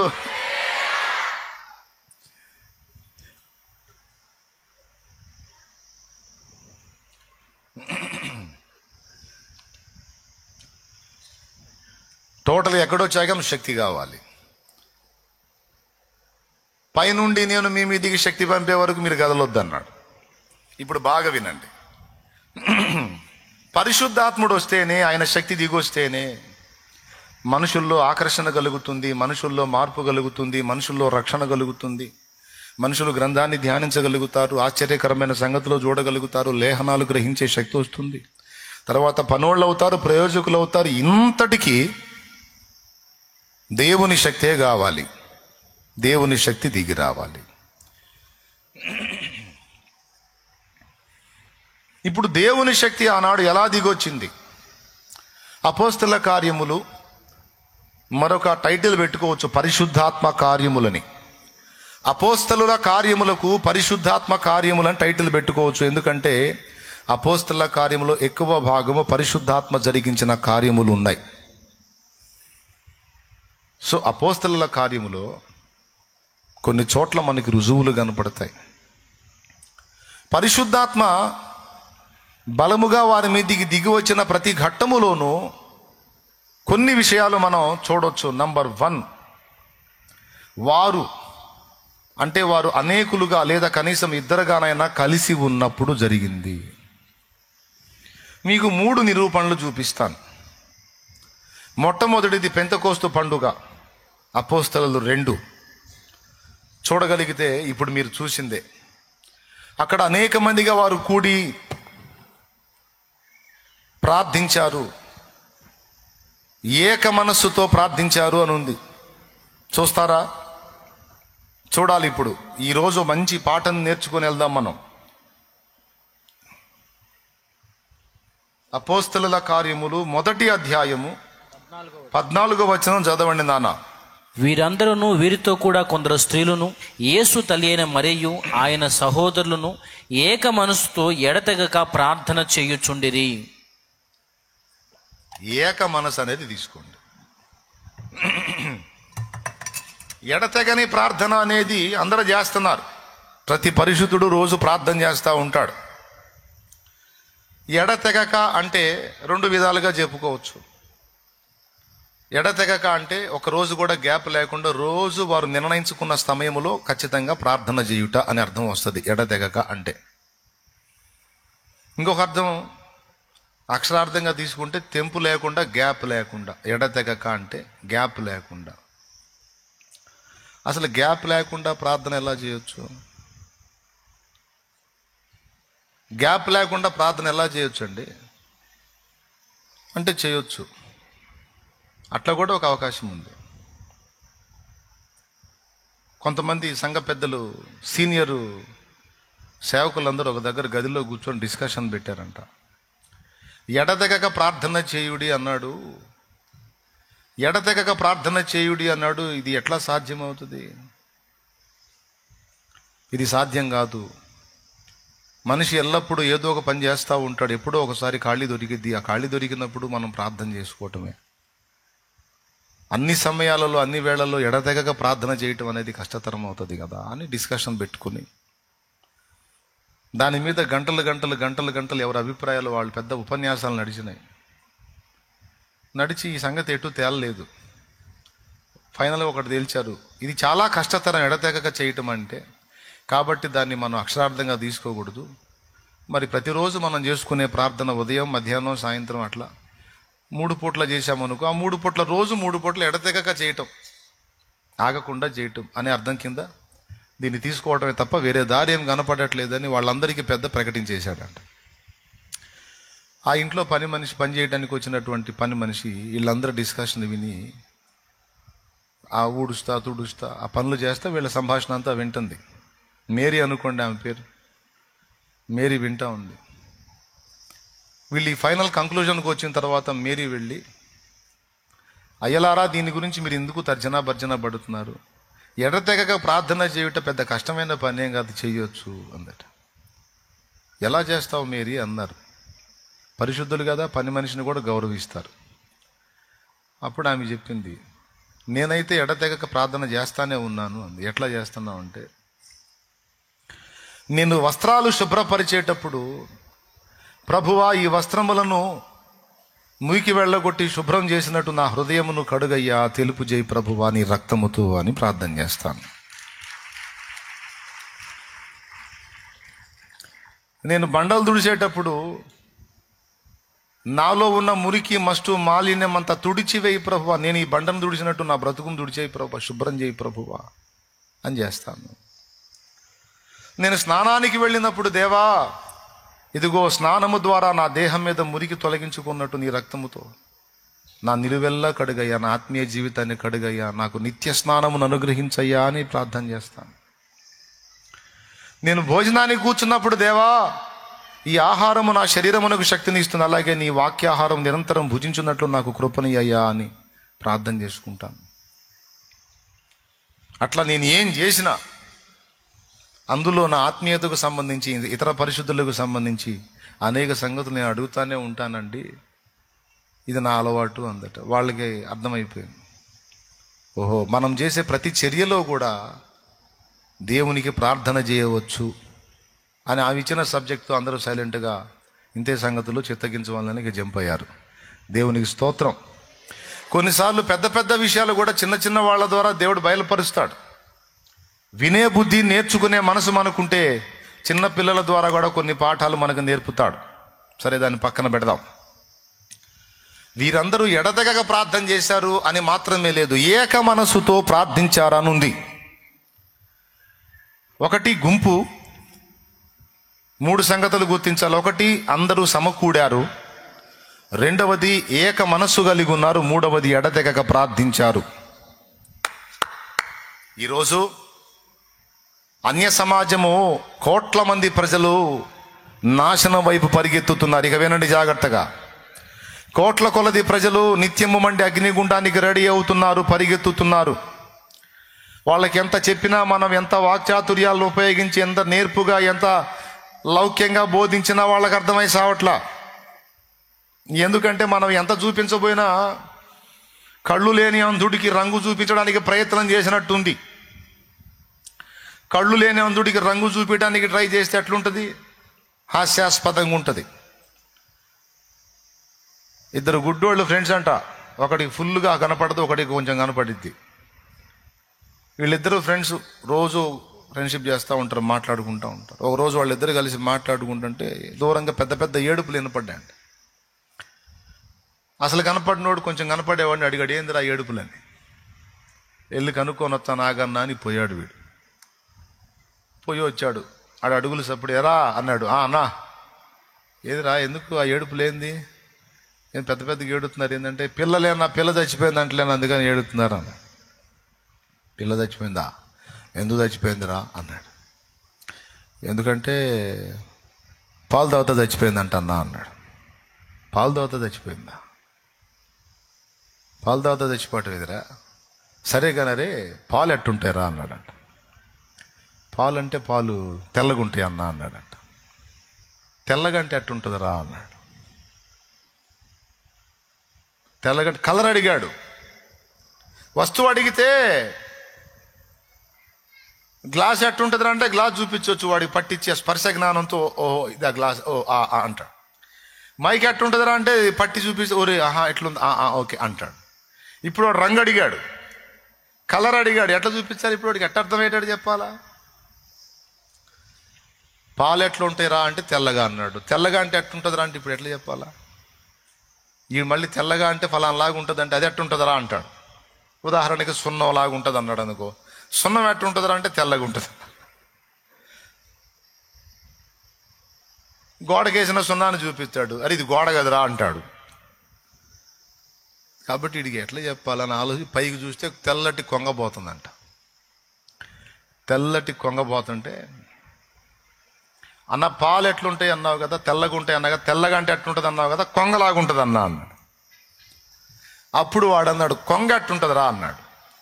రైట్, నువ్వు ప్రశ్న అడుగుతావని నేను కొంగని చెప్పాను అన్న. కొంగ ఎట్టుంటుంది అంటే ఇదిగో ఎట్టుంటుంది అన్నాడు. చెయ్యిట పెట్టి, ఇదిగో ఇదేమో మెడ, ఇదేమో పొట్ట, ఇదేమో తల, ఇదేమో ముక్కు, ఎట్లుంటుంది అన్నా కొంగ అన్నాడంట. మరి ఇంత లావుది బిడ్డ గొంతులో గుండా కడుపులోకి పోతే చచ్చిపోక ఏం చేసిద్దిరా, అయినా చూసుకోవద్దంటారా వాళ్ళు అన్నాడంట. వాడికి అర్థమైందా? పోనీ అర్థమయ్యే ఛాన్స్ ఉందా? ఇప్పుడు దేవుడు జోక్యం చేసుకొని తెల్లగా అంటే అట్లుంటుంది అంటే, ఇక దేవుడు వాడి కళ్ళు తెరిస్తే తెల్లగా కాదు అన్ని రంగులు చూడగలుగుతాడు. దేవుడు జోక్యం చేసుకోకపోతే ఇక నువ్వు కొంగలను చూపించినా లేదు, కుక్కలను చూపించినా లేదు. అట్లాగే అన్యజనులు కోట్లాది మందికి ఎన్ని రకాలుగా వర్ణించి దండాలు దాసకాలు పెట్టి కాళ్ళు పట్టుకొని ఏళ్ళు పట్టుకో, రే చస్తారా, నశించిపోతారా, నరకానికి పోతారా, అదే కళ్ళు తెరవండిరా, నా మాట వినండిరా, నమ్ముకోండిరా, మారు మనసు పొందండిరా, బాప్తిస్మా పొందండిరా, వస్తున్నాడురా, ఒక్కొక్కటి పెళ్లి చేస్తాడురా, నా మాట వినండిరా, రాబోతున్నాడురా, దగ్గరకు వచ్చాడురా, వాకిటి యందు ఉన్నాడురా, త్వరగా వచ్చుచున్నానని చెప్పాడురా అని మనం ఎన్ని చెప్పినా వాడికి అర్థమయ్యే సావట్లా. అర్థం చేసుకోకపోగా మాకెందుకు చెబుతున్నారా అని కొడుతున్నారు, తిడుతున్నారు, చంపుతున్నారు, గందరగోళం చేస్తున్నారు. ఇప్పుడు వాళ్ళందరి కళ్ళు తెరవబడాలంటే ఏం కావాలి? పరిశుద్ధాత్మ శక్తి దిగి రావాలి. అర్థమైందా? సంతోషంగా స్తోత్రం చెప్దామా? కొంతమందికి మాటలతో అర్థమైంది, కొంతమందికి మాటలతో కాదు, శక్తి చూస్తేనే కనెక్ట్ అవుతారు. పౌలన్న అయితే కొరింథీయులకు చెప్పేశాడు, దేవుని రాజ్యము మాటలతో కాదు శక్తితోనే ఉన్నది అని. సో శక్తి దిగి రావాలి. చాలా దినాల నుంచి నేను ఆశపడుతున్నది అదే, శక్తి దిగి రావాలి. దేవుని శక్తి కనబడాలి, దేవుని శక్తి ఆకర్షించాలి, దేవుని వాక్శక్తి వాళ్ళని తాకాలి, వాళ్ళ హృదయాల్లో పరివర్తన తీసుకొని రావాలి, వాళ్ళని తన వైపు తిప్పుకోవాలి. తన బలమైన బాహువు చాపితేనే ఇది జరుగుతుంది. దేవా, నువ్వు కదలకపోతే మేము ఎవరిని మార్చగలమయ్యా? మా ఇంటోళ్ళే మా మాట వింటలేదు ప్రభా, మా సొంత వాళ్ళే మా మాట వింటలేదు ప్రభా, మేము చెప్తుంటే ఎగతాళి చేస్తున్నారు ప్రభా, పొంచి ఉన్న పెను ప్రమాదాన్ని గురించి మేము మాట్లాడుతుంటే మమ్మల్ని ద్వేషిస్తున్నారు, అసహించుకుంటున్నారు, అంటరాని వాళ్ళలాగా చూస్తున్నారు. అన్యజనులు అలాగే చూస్తున్నారు, ఇంటివారు అలాగే చూస్తున్నారు, బంధుజనులు అలాగే చూస్తున్నారు, రక్త సంబంధులు అలాగనే చూస్తున్నారు ప్రభా. వాళ్ళకి ఎంత చెప్పినా అర్థం కావటం లేదు. దేవా, పెంతెకోస్తు పండుగ నాడు నీ పరిశుద్ధాత్మను పంపి అక్కడున్న ప్రజల్ని ఆలోచింపజేశావు కదా. వాళ్ళు ఆలోచించి వాళ్ళ హృదయాల్లో తట్టబడి పొడవబడి వాళ్ళు రక్షణ పొందేటట్టు చేశావు కదా. దయచేసి నీ శక్తిని పంపు దేవా. మానవ హృదయాల్లో కార్యాలు జరిగించున్నట్లు నీ శక్తిని పంపు దేవా. అని మనం ప్రార్థన చేసి దేవుని శక్తిని ఆహ్వానించకపోతే, ఆకర్షించకపోతే ఉజ్జీవాన్ని మనం చూడలేం బిడ్డలారా. ఈ పాయింట్ దగ్గరికి మిమ్మల్ని తీసుకురావాలని ఇన్ని తిప్పలు పడ్డాను. దేవునికి స్తోత్రం కలుగును గాక. హల్లెలూయా. మనం ఒక బలమైన ఉజ్జీవాన్ని చూడాలంటే ఏం కావాలి? దేవుని శక్తి దిగి రావాలి.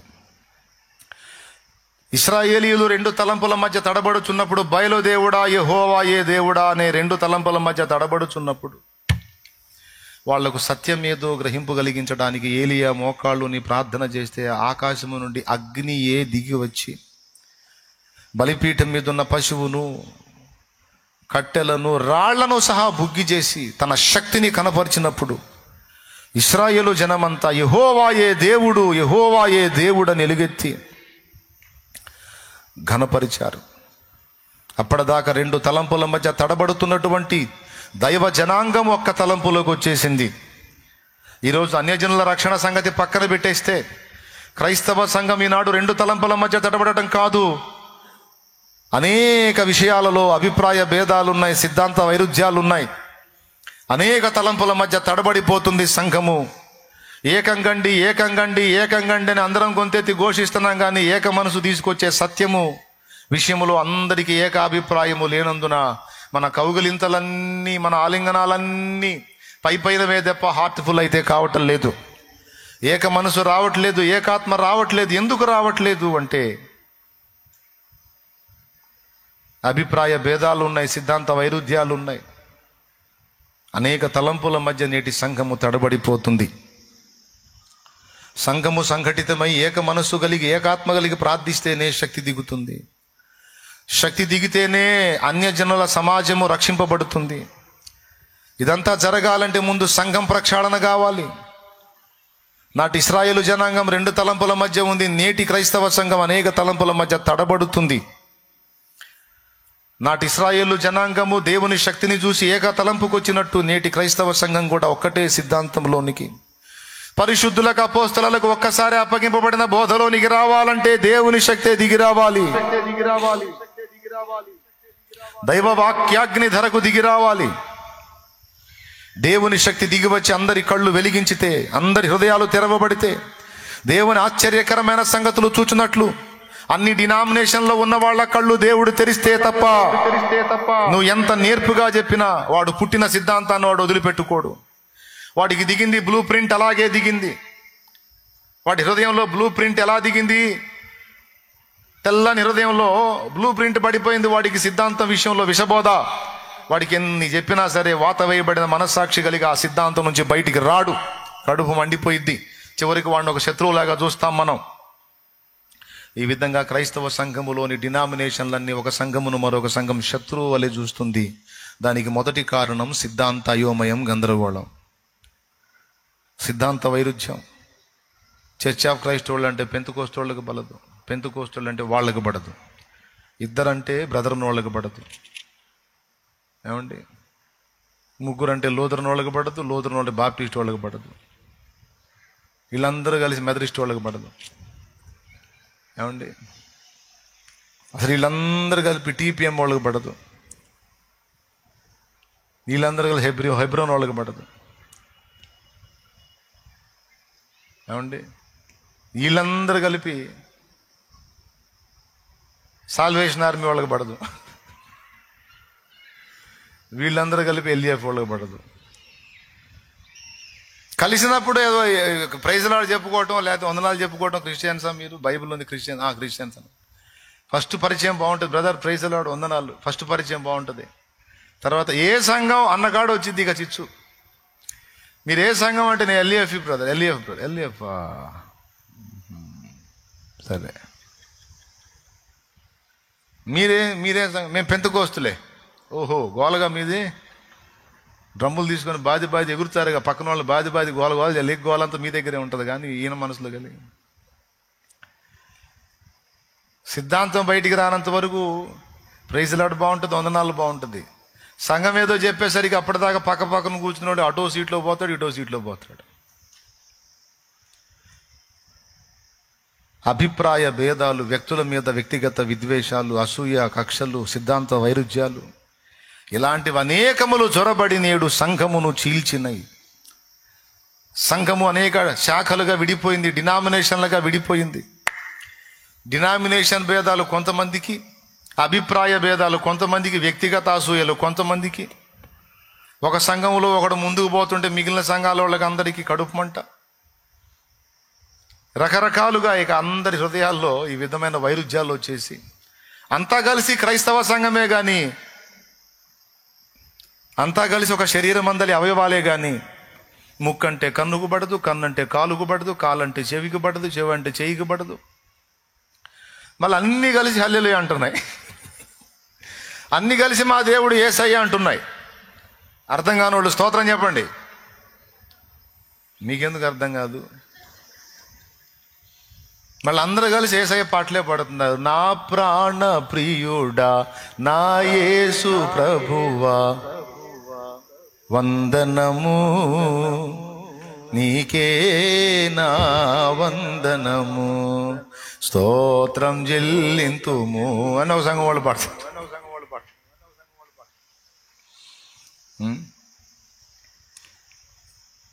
జయరాజు యేసు జెండ క్రింద సేవకు వస్తిమి, సాల్వేషన్ ఆర్మీ వాళ్ళు.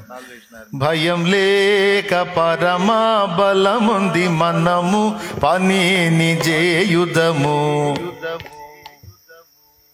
అందరూ కలిసి యేసయ్య జయరాజు, యేసయ్య విజయవీరుడు, యేసయ్య సుగుణాల సంపన్నుడు, సద్గుణశీలుడు, అందరూ కలిసి యేసయ్య యేసయ్య యేసయ్య. దేవుడు ఒక్కడే అయినప్పుడు మరి ఇన్ని రకాలుగా ఎందుకు విడిపోయిందంటే, సత్యము స్పష్టము గాక, లేఖనం అర్థం గాక, దేవుని గ్రంథములో ప్రత్యక్షత దొరకక. దేవునికి స్తోత్రం కలుగును గాక. ఒక్కొక్కడు ఒక్కొక్క భాగాన్ని పట్టుకొని సిద్ధాంతం చేసుకొని కూర్చున్నాడు. అది ఇప్పుడు వచ్చిన గొడవ. 5 గుడ్డోళ్ళు కలిసి ఏనుగును చూద్దామని పోయారంట. అట్లుంది ఇప్పుడు సంఘం బతుకు. దేవునికి స్తోత్రం. 5 గుడ్డోళ్ళు కలిసి ఏనుగును చూద్దామని పోయారంట. ఒక చోట ఏనుగు కట్టబడి ఉంది.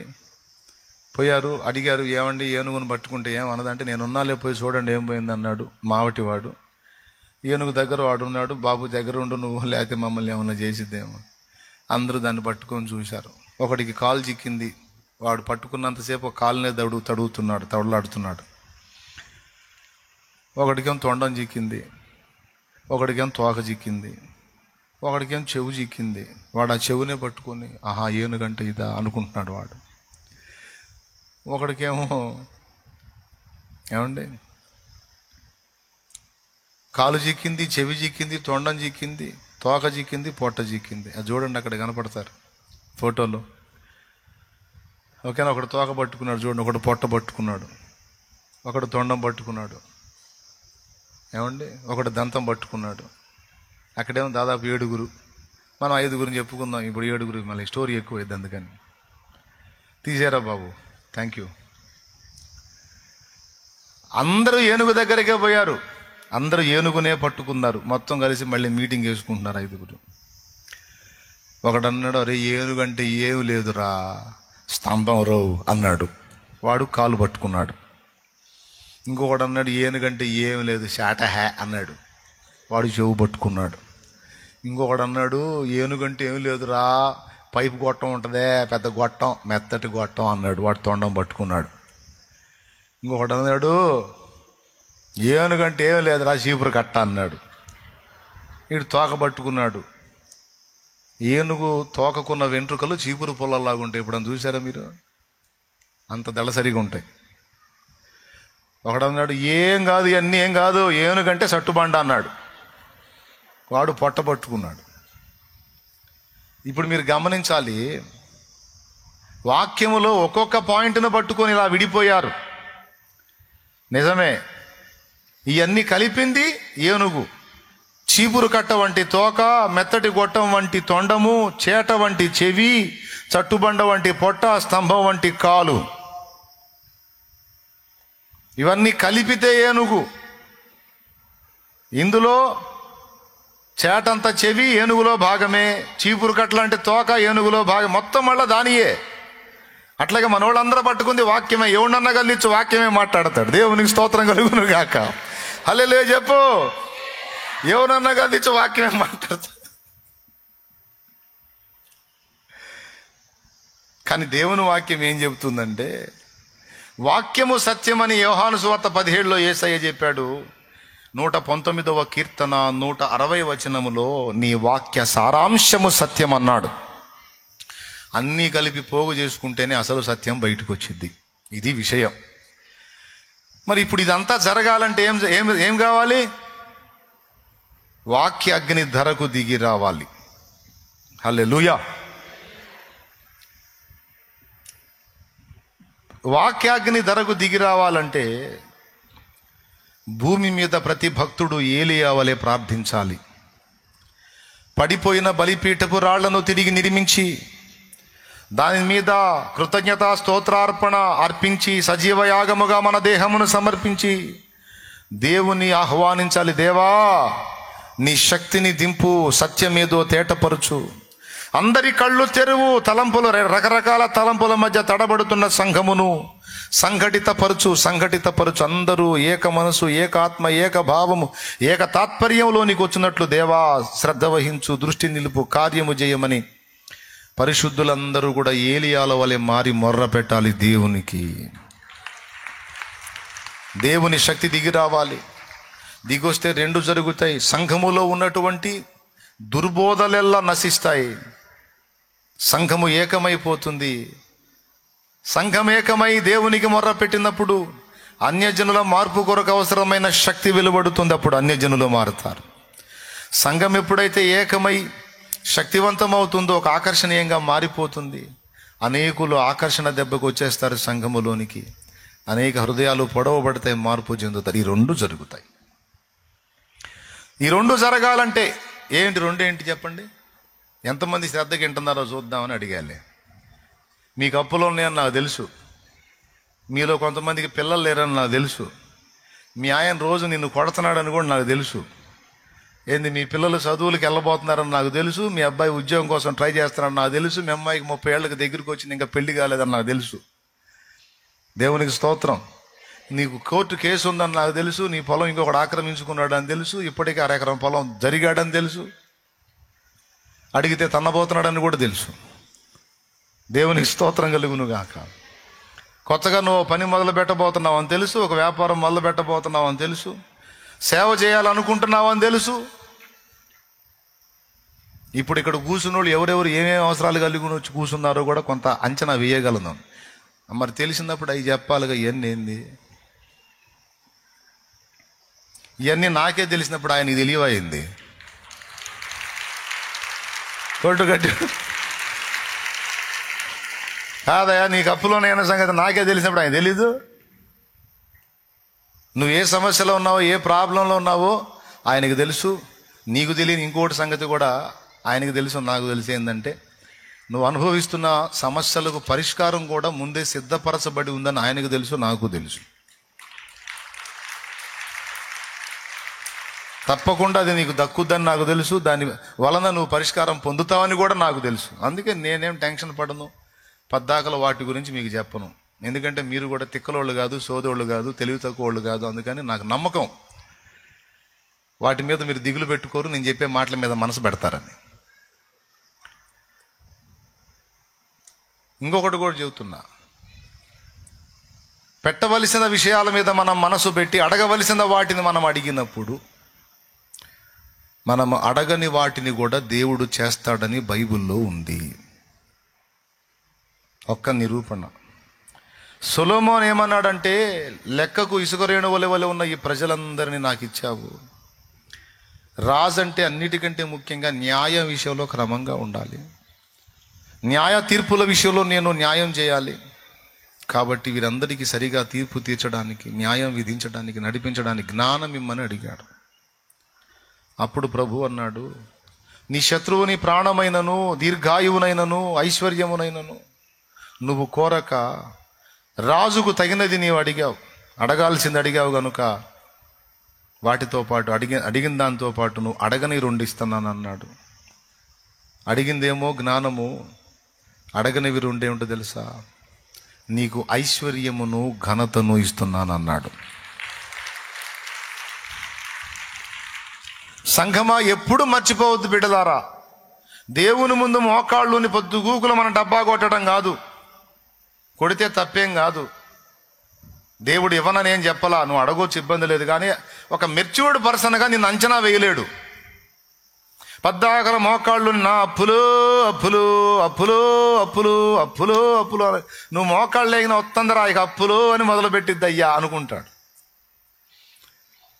ఈ తరము వారిని దేంతో పోల్తును? సంత వీధులలో మీకు పిల్లన గ్రోవి ఊదితిమి, మీరు నాట్యమాడరైతిరి, మిమ్మల్ని పిలిచితిమి, మీరు ఇలా చేయరైతిరి అలా చేయరైతిరి అని పిలుపులాటలు ఆడుకొని పిల్లకాయలను పోలున్నారు అన్నాడు. పిల్లకాయల భక్తి చేయకూడదు, పిల్లకాయల మైండ్ మనకు ఉండకూడదు. కాస్త ఎదిగిన పెద్దల్లాగా వ్యవహరించాలి. మోకాళ్ళు నిన్నప్పుడు దైవ చిత్తానుసారమైన ప్రార్థన మనం చేసినప్పుడు, దేవునికి ఇంపైన సువాసన లాంటి ప్రార్థన, ఇష్టపడే విజ్ఞాపన మన నుండి వచ్చినప్పుడు నిన్ను ఒక ఎదిగిన వ్యక్తిగా దేవుడు పరిగణిస్తాడు. ఒక పెద్దదానిలాగా పెద్దోళ్ళలాగా చూస్తాడు. నువ్వు అడగాల్సిన వాటిని అడిగినప్పుడు నువ్వు అడగని సంగతులు ఏవో కూడా చూసి అవి కూడా నీకు ఇస్తాడు. వెర్రిముఖం, అది తెలుసుకో సూత్రం. దేవునికి స్తోత్రం చెప్పు, గట్టిగా స్తోత్రం చెప్పు. అర్థమైందా? అసలు ఏం బట్టో, అసలు నేను ఏవడగాలి, ఏవడిగితే దేవుడు ఏమేం కార్యాలు చేస్తాడు ఏం బట్టో. మోకాళ్ళు వేసిన కాడి నుంచి అయ్యా అబ్బాయి, అయ్యా అయ్యా అమ్మాయి, అయ్యా ఓరి నీ అబ్బాయి అమ్మాయి చల్లంగుండా. ఈ మోకాళ్ళు వేసిన ప్రతిసారి అబ్బాయో అబ్బాయా అమ్మాయో అమ్మాయి, ఓరే నాయన. పక్కన వాళ్ళకి చిరాకు పుట్టే దేవుడు కూడా చిరాకు పుట్టే. దేవా దర్శించు మా దేశం, మా భారతదేశం, విజ్ఞాపనలు చేశాము మా దేశ ప్రజల కోసం, దేశ ప్రజల కోసం, ప్రియమైన ప్రజల కోసం. దేవా దర్శించు మా దేశం, మా భారతదేశం, విజ్ఞాపనలు చేశాము మా దేశ ప్రజల కోసం. దేవునికి మహిమ. దేవునికి మనం అసలు ఏ ప్రార్థన చేయాలి, ఏమేమి అడగాలి దేవుని ముందు? దేవా, నీ వాక్యాగ్ని, నీ పరిశుద్ధాత్మగ్ని నీ భూమి మీదికి పంపు, సంఘములోనికి పంపు, అన్ని జనముల్లోనికి పంపు. ఇంకా మారరేమయ్యా, సేవకులు మారరేమయ్యా, సేవకులు యహాలు గర్వాలు తగ్గవేమయ్యా, ఏక మనసు రాదేమయ్యా, విరిగి నలిగిన అనుభవాల్లోకి రారేమయ్యా, ఒకరినొకటి ఎంచుకునే పద్ధతి పోదేమయ్యా. మా దైవ జనాంగంలో ఏక మనసు లేదు ప్రభువా. అందరూ ప్రార్థనా పరులే, కానీ ఏక మనసుతో ప్రార్థించినప్పుడు పరిశుద్ధాత్మ అభిషేకం వచ్చినట్టు గ్రంథములు అనేక చోట్ల ఉంది కదయ్యా.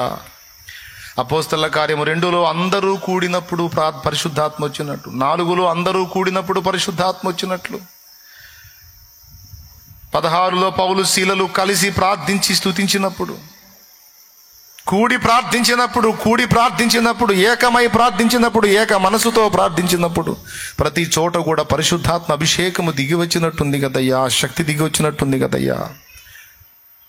శత్రువు కుట్ర చేశాడు ప్రభువా, సేవకులు ఐక్యం కాకుండా కుట్ర చేశాడు, హాల్ రెచ్చగొట్టాడు, సిద్ధాంత అయోమయం కలిగించాడు, వాక్యాన్ని తప్పుగా అర్థం చేసుకునేటట్టు మోసగించాడు.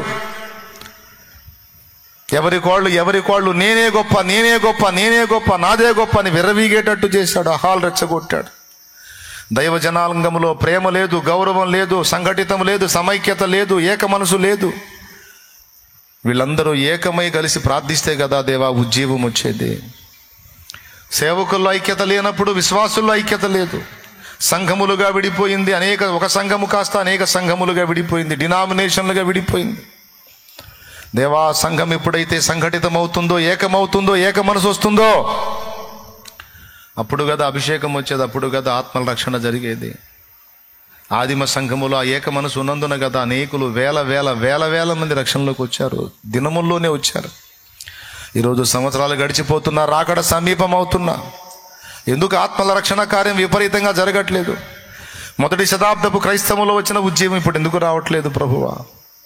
ఆనాడున్న ఐక్యత ఈనాడు లేదు, ఆనాడున్న ఏక మనసు ఈనాడు లేదు, ఆనాడున్న ఏకాత్మ ఈనాడు లేదు, ఆనాడున్న అభిషేకం ఈనాడు లేదు ప్రభువా. నిజంగా ఎంతమంది ఇలాంటి విషయాన్ని ఎత్తి ప్రార్థన చేస్తారు? అంత మెచ్యూరిటీ ఎవరికి ఉంది? అంత పరిపక్వత ఎంతమందికి ఉంది? అంత పరిపూర్ణత ఎంతమందికి ఉంది? అసలు ఇలాంటి విషయం ఒకటి దేవుని ముందు ఉంచాలని ఎంతమందికి తెలుసు? బిడ్డలారా, అలాంటి వాళ్ళు మీలో కొందరు ఉండొచ్చు. అందరూ అలాంటి వాళ్ళు కావాలి.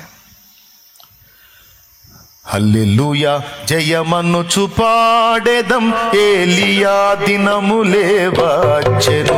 హల్లెలూయా జయమనుచు పాడెదం, ఏలియా దినములే వచ్చెను. దుర్బోధలెల్ల నశింపగా వాక్యాగ్ని ధరకు దిగి వచ్చెగా. దుర్బోధలెల్ల నశించగా వాక్యాగ్ని ధరకు దిగి వచ్చెగా. హల్లెలూయా హల్లెలూయా హల్లెలూయా హల్లెలూయా హల్లెలూయా హల్లెలూయా హల్లెలూయా హల్లెలూయా హల్లెలూయా జయమనుచు పాడెదం, ఏలియా దినములే వచ్చెను. నాడు ఏలియా ఒకటే, ఈనాడు ఏలియాల గుంపు తయారు కావాలి. మొర్ర పెట్టాలి దేవునికి, దేవా అనేక తలంపుల మధ్య తడబడుతున్న సంఘమును సంఘటితపరచునట్లు, ఐక్యపరచునట్లు దేవా దిగిరా. ఈ అయోమయం గందరగోళం అంతా తొలగించు ప్రభువా. ఏ విధంగా ఐక్యపరుస్తావో తెలియదు. నీ శక్తి దిగి రావాలి ప్రభువా, దిగి రావాలి. దేవా సహాయం చేయండి. ఒక సేవకుని పట్ల ఒక సేవకున్న దురభిప్రాయాలు తొలగించు, చిన్న చూపు తొలగించు, తక్కువ అభిప్రాయం తొలగించు. పరిసయ్యులు తయారయ్యారు. ప్రతివాడు ఇంకొక సేవకుడిని తక్కువగా చూడటమే, ప్రతి సేవకుడు ఇంకొకరిని చీపుగా లెక్కేయటమే. వాడు చేసే పని ఏందో, వాడు ప్రకటించే సత్యంలో వాస్తవం ఎంత ఉందో అనేది ఆలోచించాడు. ఏ గాడి పక్కనోడు అది చేస్తున్నాడు, పక్కనోడు ఇది చేస్తున్నాడు, వాడికంటే నేను బెటర్ అని ఆనందపడుతున్నాడు. చండాలం అయిపోయింది. అబద్ధం ఆడకుండా నిజం చెప్పండి. నేటి సంఘం అలా లేదా? విశ్వాసులు అలా లేరా? సేవకులు అలా లేరా? మరి ఇప్పుడు భారం కలిగి మనం దీనికోసం ప్రార్థన చేయాలా లేదా? మరి సంఘం ఎప్పుడు శక్తివంతం అవుతుందో అప్పుడు అన్యజనులను ఆకర్షించగలుగుతుంది. సంఘం ఎప్పుడు ప్రభావంతో నింపబడుతుందో అప్పుడు అన్యజనులను ఆకర్షించగలుగుతుంది. దేవుని స్పష్టమైన సూచక్రియలు, కార్యాలు, అపోస్తలుల కార్యంలో జరిగిన కార్యాలు ఇప్పుడు జరుగుతున్నాయా?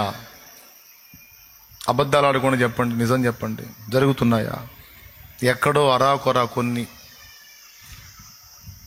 అపోస్తలుల కార్యంలో కనపడినంత ఉజ్జీవం ఇప్పుడు కనపడుతుందా? ఒకే ఒక కూటానికి 3,000 మంది బాప్తిస్మం పొందిన అనుభవం మన ఊహ తెలిసిన దగ్గర నుంచి ఇప్పటిదాకా చూసామా? 3,000 కూటాలు పెట్టిన ఒకటి సరిగా మారు మనసు పొందట్లా. దేవునికి స్తోత్రం. ఏమండి, అప్పుడే ఒకటే కూట 3,000 మంది, ఇప్పుడే 3,000 సార్లు ప్రసంగం చేసిన ఒకటి సరిగా మారట్లా. ఎవడన్నా మారి బాప్తిసం పొందినోడు సంవత్సరానికి 33 సార్లు బళ్ళు ఎగుతున్నాడు. వాడు శక్తివంతంగా ఉండట్లా, వాడు సాక్షిగా మండట్లా. ఏదో ఊగిసలాడుతున్నాడు, కొన ఊపిరితో కొట్టుమిట్టాడిన ప్రాణిలాగా. పడతాలు లెగుస్తా. శక్తిహీనమైన సంఘము, విశ్వాసగణం, భక్తగణం, సేవకగణం. చిన్న చిన్న వస్తువులకు బానిసలైపోయాం. నేత్రాశ పాపానికి బానిసలైపోయాం. చాలా విషయాలు వింటున్నాం కానీ భారం రావటల్లా. బలిపీఠం మీద అగ్ని ఆరిపోయింది. ప్రార్థన బలిపీఠపు దారిద్ర్యంతో నింపబడిపోయింది. వాక్యం వింటున్నప్పుడు, మాటలు వింటున్నప్పుడు అదే అని ఆలోచన చేస్తున్నాం, రేపబడుతున్నాం. కూటం అయిపోయి బయటికి వెళ్ళేసరికి మళ్ళా దయ్యం పక్కన వచ్చి చేరుతుంది. నిర్జీవ వస్తువులు చేతుల్లోకి వచ్చేస్తున్నాయి. మైండ్ మారిపోతుంది, చెడిపోతున్నాం. ఒక చిన్న రీల్ చూస్తే చాలు, ఎప్పటిదాకా 1.5 ప్రసంగం అంతా కూడా డిలీట్ అయిపోతుంది. ఇంత దారుణంగా దిగజారిపోయింది ఈరోజు సంఘ పరిస్థితి. రాను ఇంకా దుర్భరం అయ్యే పరిస్థితి ఉంది. కాబట్టి దైవ జనమా, దేవుని ప్రజలారా, ఈ విషయాన్ని గ్రహించాలి. వారు ఏకముగా కూడి ప్రార్థించినప్పుడు పరిశుద్ధాత్మ దిగి వచ్చాను. అపోస్తలుల కార్యములో ఆ మహిమ వాళ్ళు ఏక ప్రార్థన చేసినప్పుడు, ఏక మనసుతో చేసినప్పుడు దిగి వచ్చాను. అందుకే ప్రభువు చెప్పాడు, ఎక్కడ 2-3 నా నామమున కూడి ఉందురో అన్నాడు. అలాగే భూమి మీద ఎవరైనా తాము వేడుకొను దేని గూర్చైనా ఏకీభవించిన ఎడల అన్నాడు. చాలా స్పష్టంగా ఉంది వాక్యం.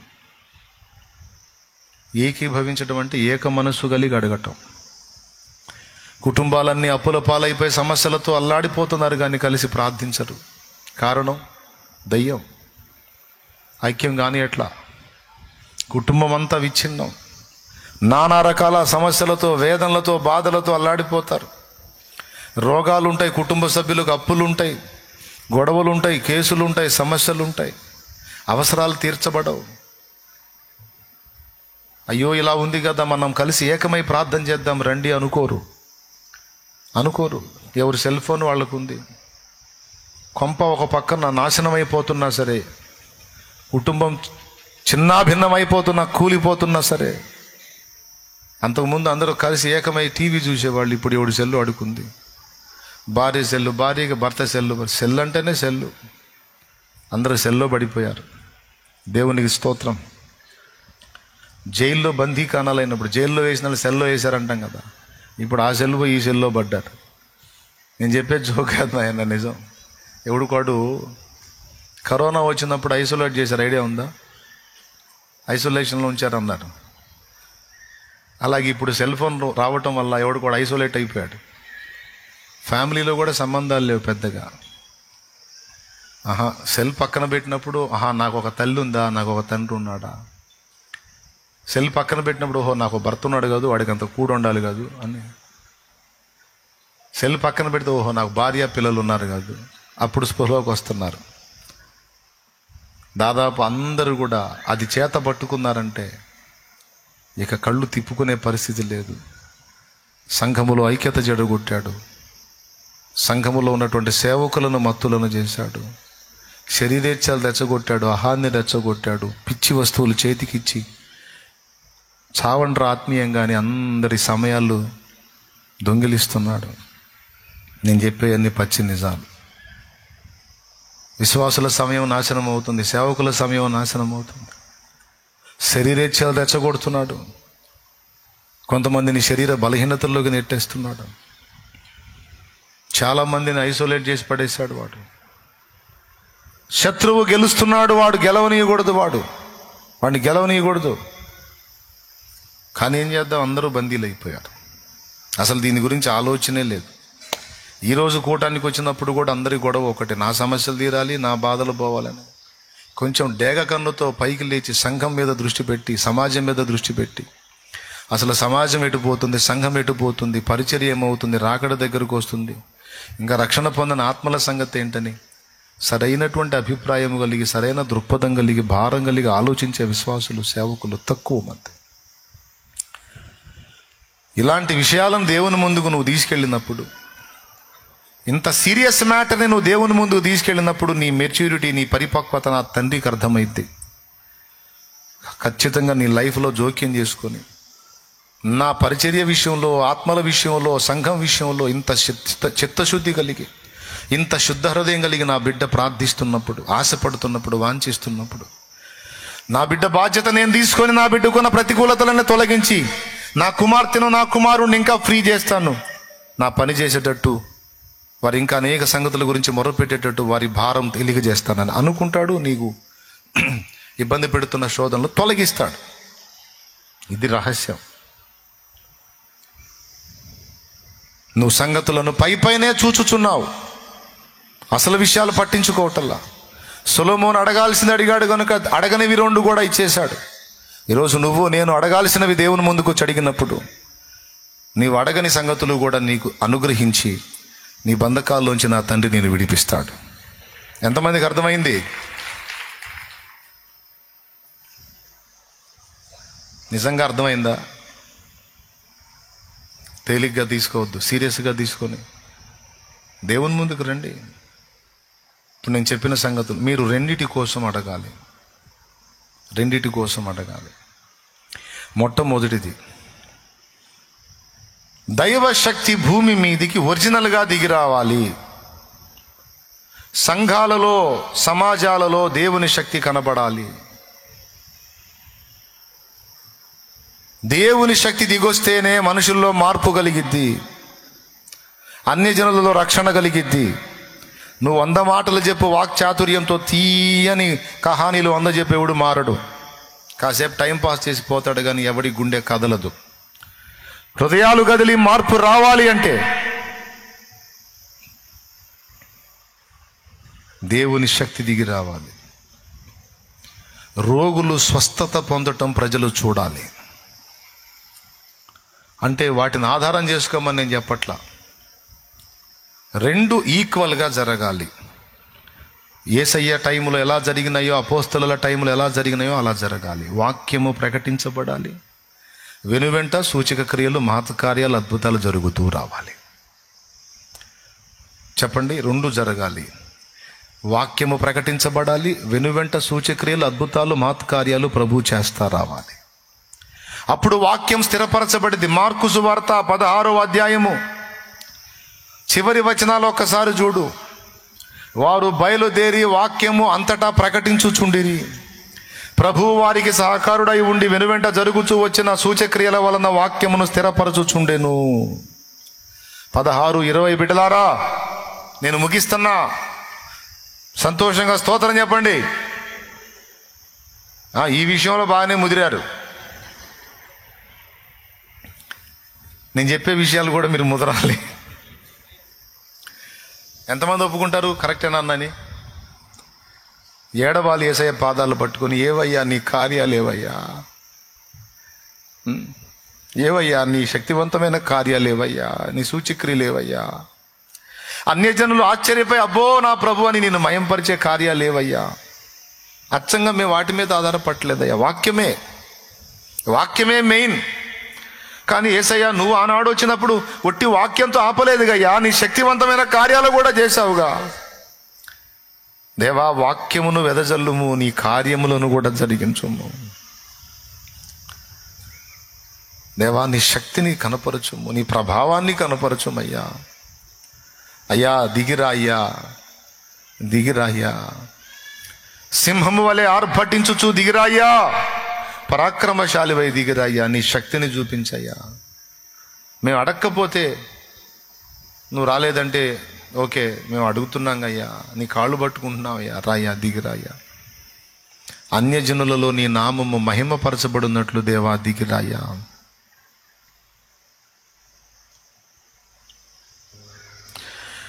మా సోదరుల పాపములన్నీ మేమే నీ కడ ఒప్పగను, శాపము నుండి మా ఈ ప్రజలు దేవా విడుదల పొందగను.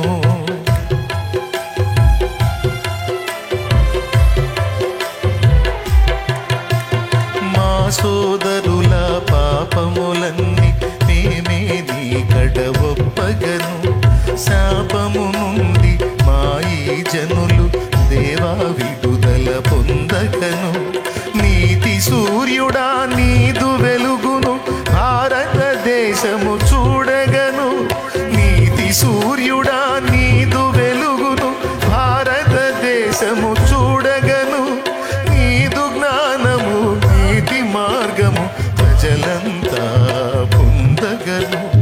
నీదు జ్ఞానము నీతి మార్గము ప్రజలంతా పొందగను.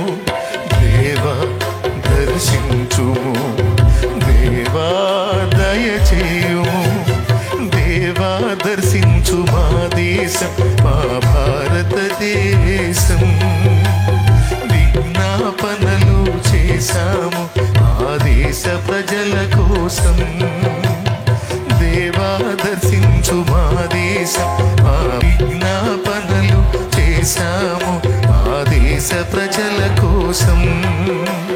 దేశ ప్రజల కోసం, ప్రియమైన ప్రజల కోసం. దేశ ప్రజల కోసం, ప్రియమైన ప్రజల కోసం. దేవా దర్శించు మా దేశం, మా భారతదేశం. దేవునికి మహిమ. నీతి సూర్యుడా, లైవ్ లో జూమ్ లో ఉన్న బిడ్డలను చూపి ఇట్లా వాడు మరి వాళ్ళు వింటున్నారో వింటలేదో నాకు అర్థం కావట్లేదు.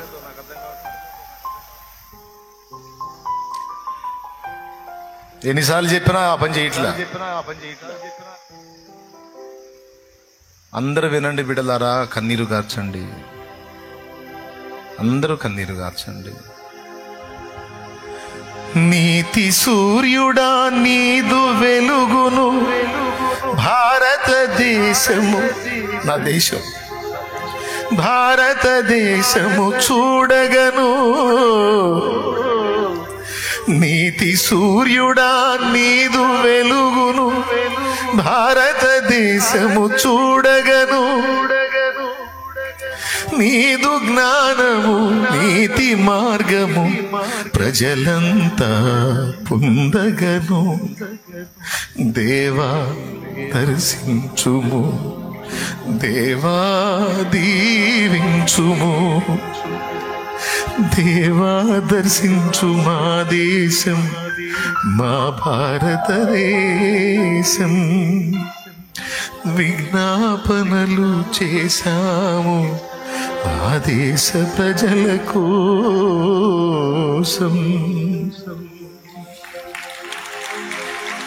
దేవుని పాదాలు పట్టుకొని కన్నీరు గార్చాలి.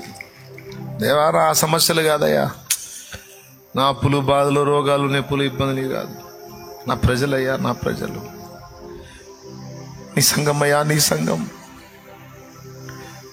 నా ప్రజలు ప్రభువా, అమాయకులైన నా ప్రజలు ప్రభువా, అజ్ఞానంలో ఉన్న నా ప్రజలు ప్రభువా, నశించిపోతున్న నా ప్రజలు ప్రభువా.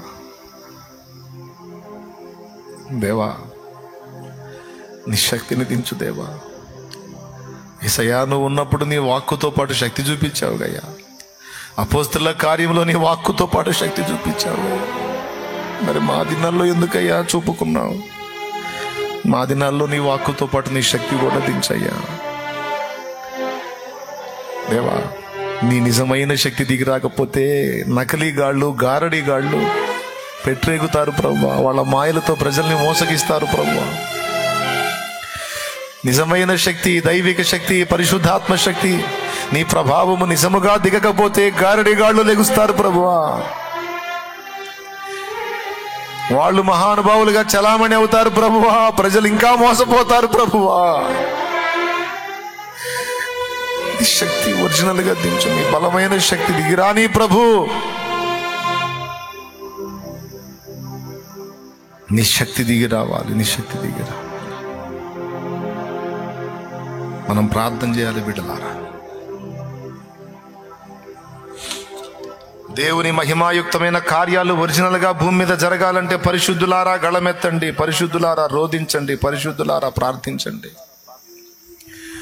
దేవుని శక్తిని దించమని వేడుకోండి, దేవుని ప్రభావాన్ని దించమని వేడుకోండి. లేకపోతే వేల కొలది ఆత్మలు ఒక్క దినమందు రక్షణ కార్యం జరగదు బిడ్డలారా. చూసారా మీరు? ఒక సూచక క్రియ వలన 3,000 మంది, మరొక సూచక్రియ వలన 5,000 మంది, 2 సూచక్రియల వలన 8,000 మంది పట్టబడ్డారు.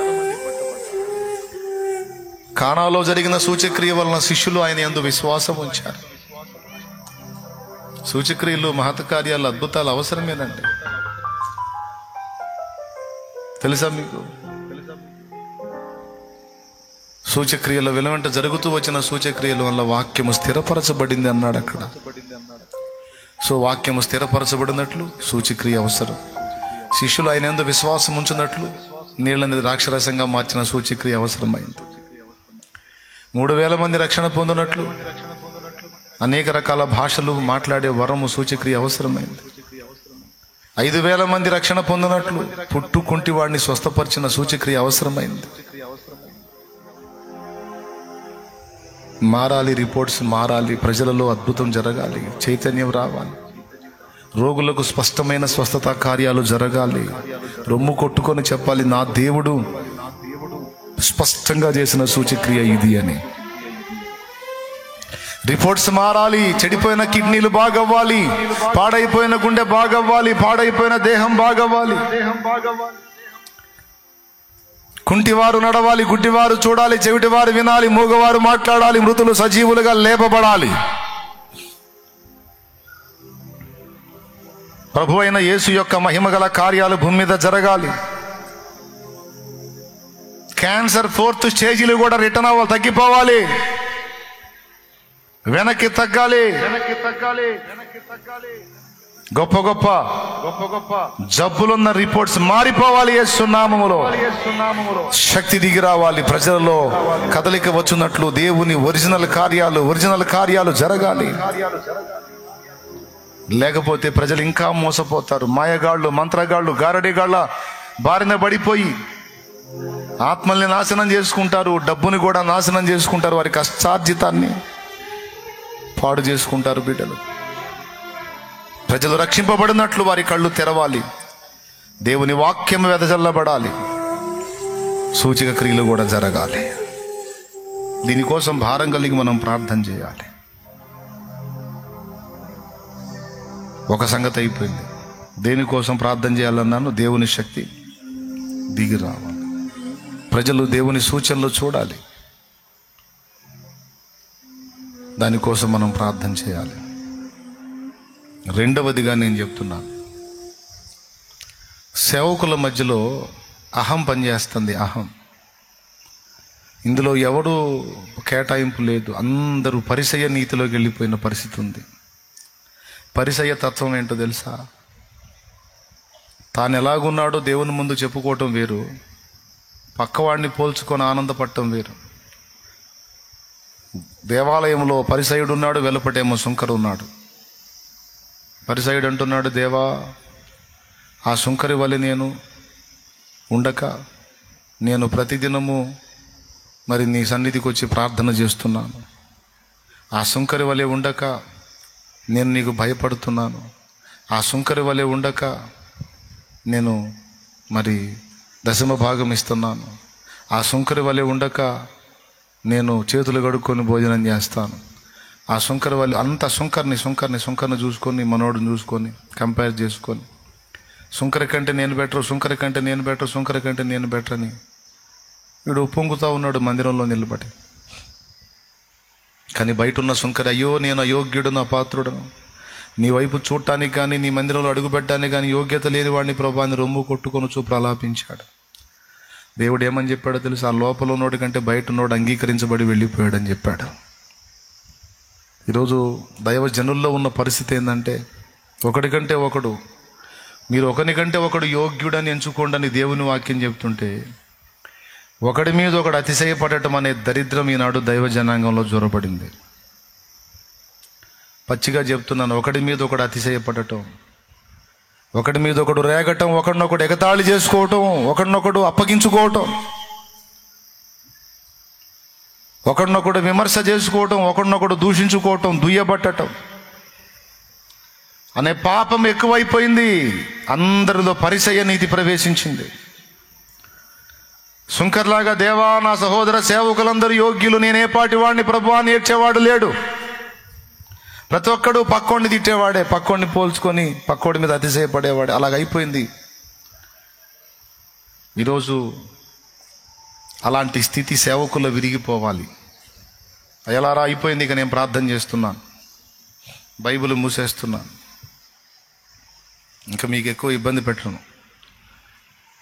ఆలోచించండి, అవునా కాదా?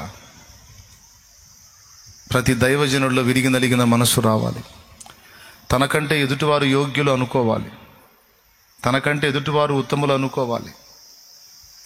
సుంకరేమని బాధపడుతున్నాడు? అదిగో దేవాలయంలోకి పోయాడు పరిసయ్యుడు, పరిశుద్ధుడు, నేను పాపిని అని తన దీన స్థితిని బట్టి దేవాలయంలోకి అల్లా పోయి ప్రార్థిస్తున్నాడంటే అతను ఎంతో కూడా వెళ్ళకుండా తను తగ్గించుకున్నందున దేవుని చేత అంగీకరించబడ్డాడు, యోగ్యుడుగా ఎంచబడ్డాడు, దీవించబడ్డాడు. ఈరోజు దైవ జనాంగంలో ఉన్న అహం విరగాలి. సేవకుల్లో అహం విరిగినప్పుడు, ఒకరినొకడు సన్మానించుకొని గౌరవించుకొని మాట్లాడుకున్నప్పుడు, కలిసి ప్రార్థించినప్పుడు కార్యములు జరుగుతాయి.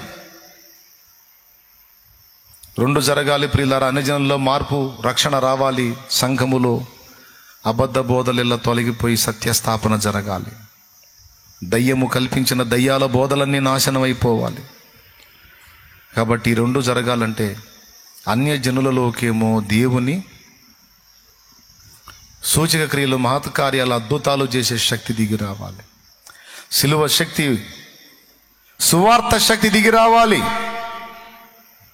సంఘములోకేమో వాక్యాగ్ని దిగి రావాలి. సంఘములోనికేమో వాక్యాగ్ని దిగి రావాలి. దుర్బోధల్ని కాల్చి పడేయాలి. సేవకుల్లో ఆహాన్ని విరగ్గొట్టాలి. ఖచ్చితంగా చేయాలి ప్రార్థన. ఈ దైవజనుల్లో ఉన్న ఆహాన్ని విరగొట్టు ప్రభువా. ఒకరినొకరు గౌరవించుకొని సన్మానించుకునే మనసు మా సేవకుల్లో వచ్చేటట్టు చెయ్యి. సహాయం చేయి ప్రభువా అని కన్నీరు గార్చాలి, ప్రార్థన చేయాలి. రెండవది, దేవా నీ శక్తి ఒరిజినల్గా ప్రజలు చూడాలి ప్రభువా. అది మా సంఘములో వెల్లడవ్వాలి, మా సంఘాల్లో వెల్లడవ్వాలి. సార్వత్రిక సంఘం అంత, ప్రపంచవ్యాప్తంగా ఉన్న సంఘం అంతటిలో నీ శక్తి వెదజల్లబడాలి, వెల్లడవ్వాలి ప్రభువా అని ప్రార్థన చేయండి. దేవుని పరిశుద్ధాత్మ బల ప్రభావంలో దిగి రావాలంటే అందరూ ఏకమై ఏక మనసుతో ప్రార్థించాలి. ఏక మనసుకు అడ్డుగా వచ్చేది అహం. అందరిలో అహం విరిగిపోవాలని కూడా ప్రార్థన చేయాలి. నాకు తెలిసి మీరు అడుగుతారు, సేవకుల్లో అహం విరిగిపోవాలి ప్రభువా అని అడుగుతారా? ఎంతమంది చేస్తారు? ఏమని చేస్తారు? సేవకుల అహాన్ని విరగొట్టు ప్రభువా, దీన మనసు వచ్చేటట్టు చేయి ప్రభు, ఒకరికంటే ఒకరు యోగ్యులు అనుకునే మనసు వచ్చేటట్టు చేయి ప్రభువా అని ప్రార్థన చేద్దాం. తర్వాత నీ సూచక్రియలు, మహత్ కార్యాలు జరిగేటట్టుగా ప్రభువా కార్యము చేయమని ప్రార్థన, నీ శక్తిని దించమని, శక్తిని పంపమని ప్రార్థన చేద్దాం. ఓకేనా?